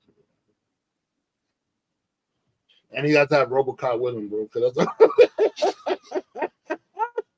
that's the only way. That's the only way I would believe any crime is getting solved. It was Gordon and RoboCop working together, bro. Like, Gotham is hella crazy, bro. Definitely. Especially, I mean, it's officially no man's land now. Right? Is that what we calling it now? Like, yeah, insane, he said it, bro. Bro, when I was watching the episode and I saw the bombs in the water go off, and I'm thinking about it, I said, yo, crazy shit like this happens almost every day. I would never want to live in Gotham, bro. Why would I live in? I would not live in Gotham City, bro. Like, Batman can't save you, bro. Let's just put it like that. Batman's not saving your life. He's gonna avenge you. Yeah. You're gonna die. He's gonna kick the person's ass after you die, but you're still gonna die. Like, Batman's not saving you. Like, go to Metropolis. Superman would have saved everybody from that shit. Somehow, nobody would have died in that flood shit. Yeah, Superman would have saved everybody. He would have froze the water before he even got to like the shore. He would have did something. Batman, you're dead, bro. Like it's over. Like,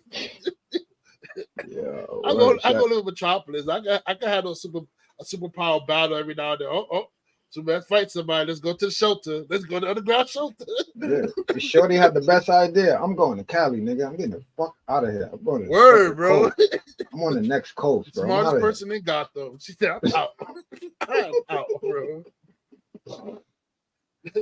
That's the only thing you can't do for Gotham is leave. That's it. Word up, man. The Batman's not saving you, bro. He's gonna avenge you, but he's not saving you. You're still gonna die. You're gonna be walking down one day, take a left, and it's some Joker gas gonna hit you in your face. It's like, fuck, I was just going to the store to get an Arizona. I'm just trying to buy some eggs. And I got hit with Joker gas on my way to store, bro. My man said Joker gas. Bro, you just walking past some Joker gas, come out in one of the vents and in your face. Then you know you start laughing. Stop laughing. Dead. Dead, bro. Oh man, nah, that's messed up. And guess what? You the first one to die. 20 more people got to die before Batman figure out who did it. Yeah, word. Oh shit, this shit is a problem. Let's see what's going on here. 20 more people got to die before Batman figure out the pattern of how this happened. Like, come on, bro. I'm good. Move out of Gotham. Crazy shit, man. We all gave it a score already? You said 5, right? Okay. Give it the 5. Yeah, man. Yeah, I can't. I mean, us here as a panel collectively, we all can't wait for next episode. We can't. We need to see all them shits right now, bro. To be honest. Which is in 2 days. Yeah.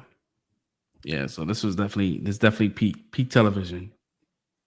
I don't watch it on Sundays. I watch it like during the week because I like to be fresh in my brain when we do the show. So I tend to watch it in the middle of the week and watch it on a Sunday.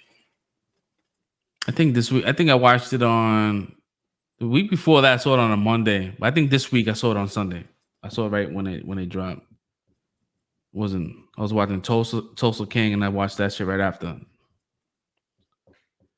I think next month or this or actually maybe I think next week I think is Lioness. I can't wait for that one. Those down the show. I forgot all about that shit. Right? Yeah, Lioness. I started. I didn't finish it. That first season. I started the first season. I didn't finish it. I was up to the part where they were training a new girl or something like that.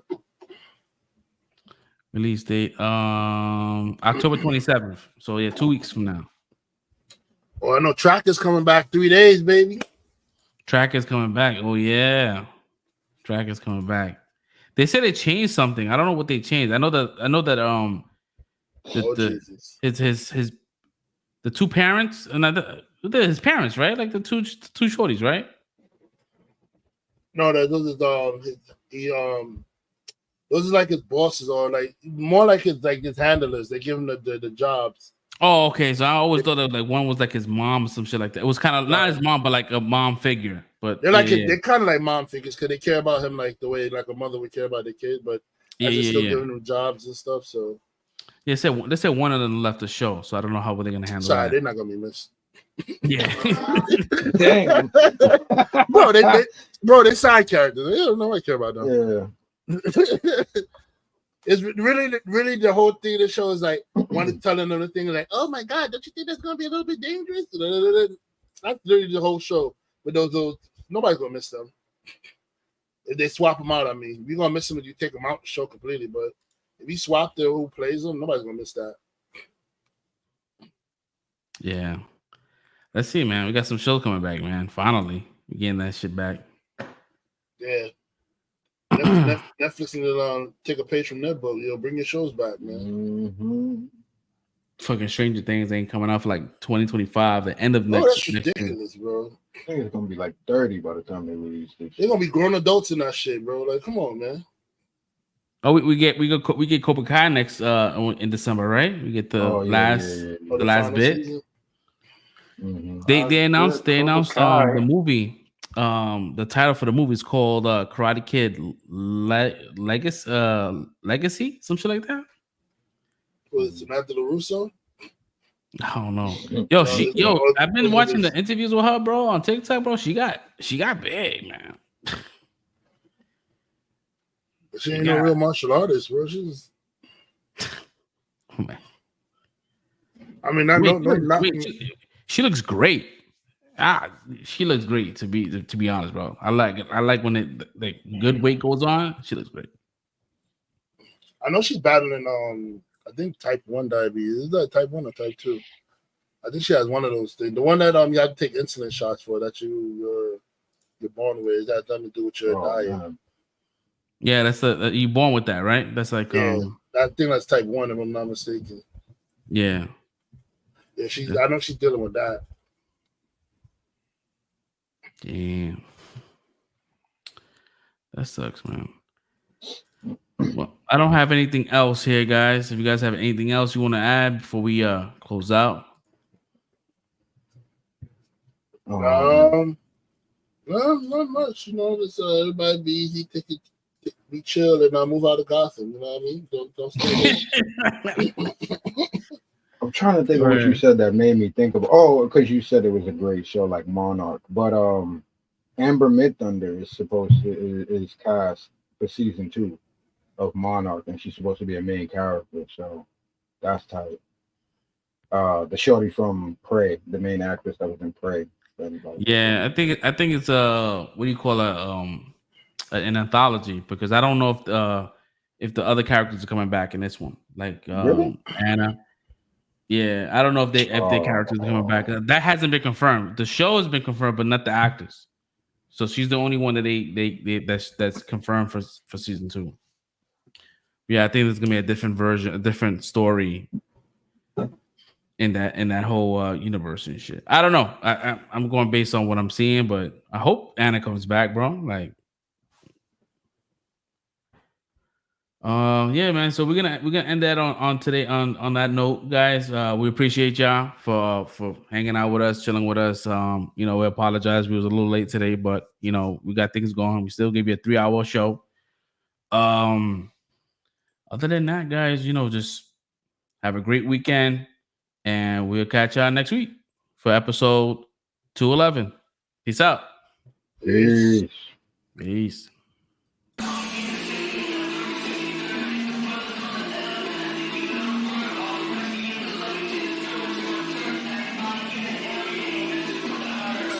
In the city and I'm lurking 53rd. If the brothers on the field, then I think you know the word. All the risky in the luggage and it's going to my third. Everybody in the area ain't messing with the herd.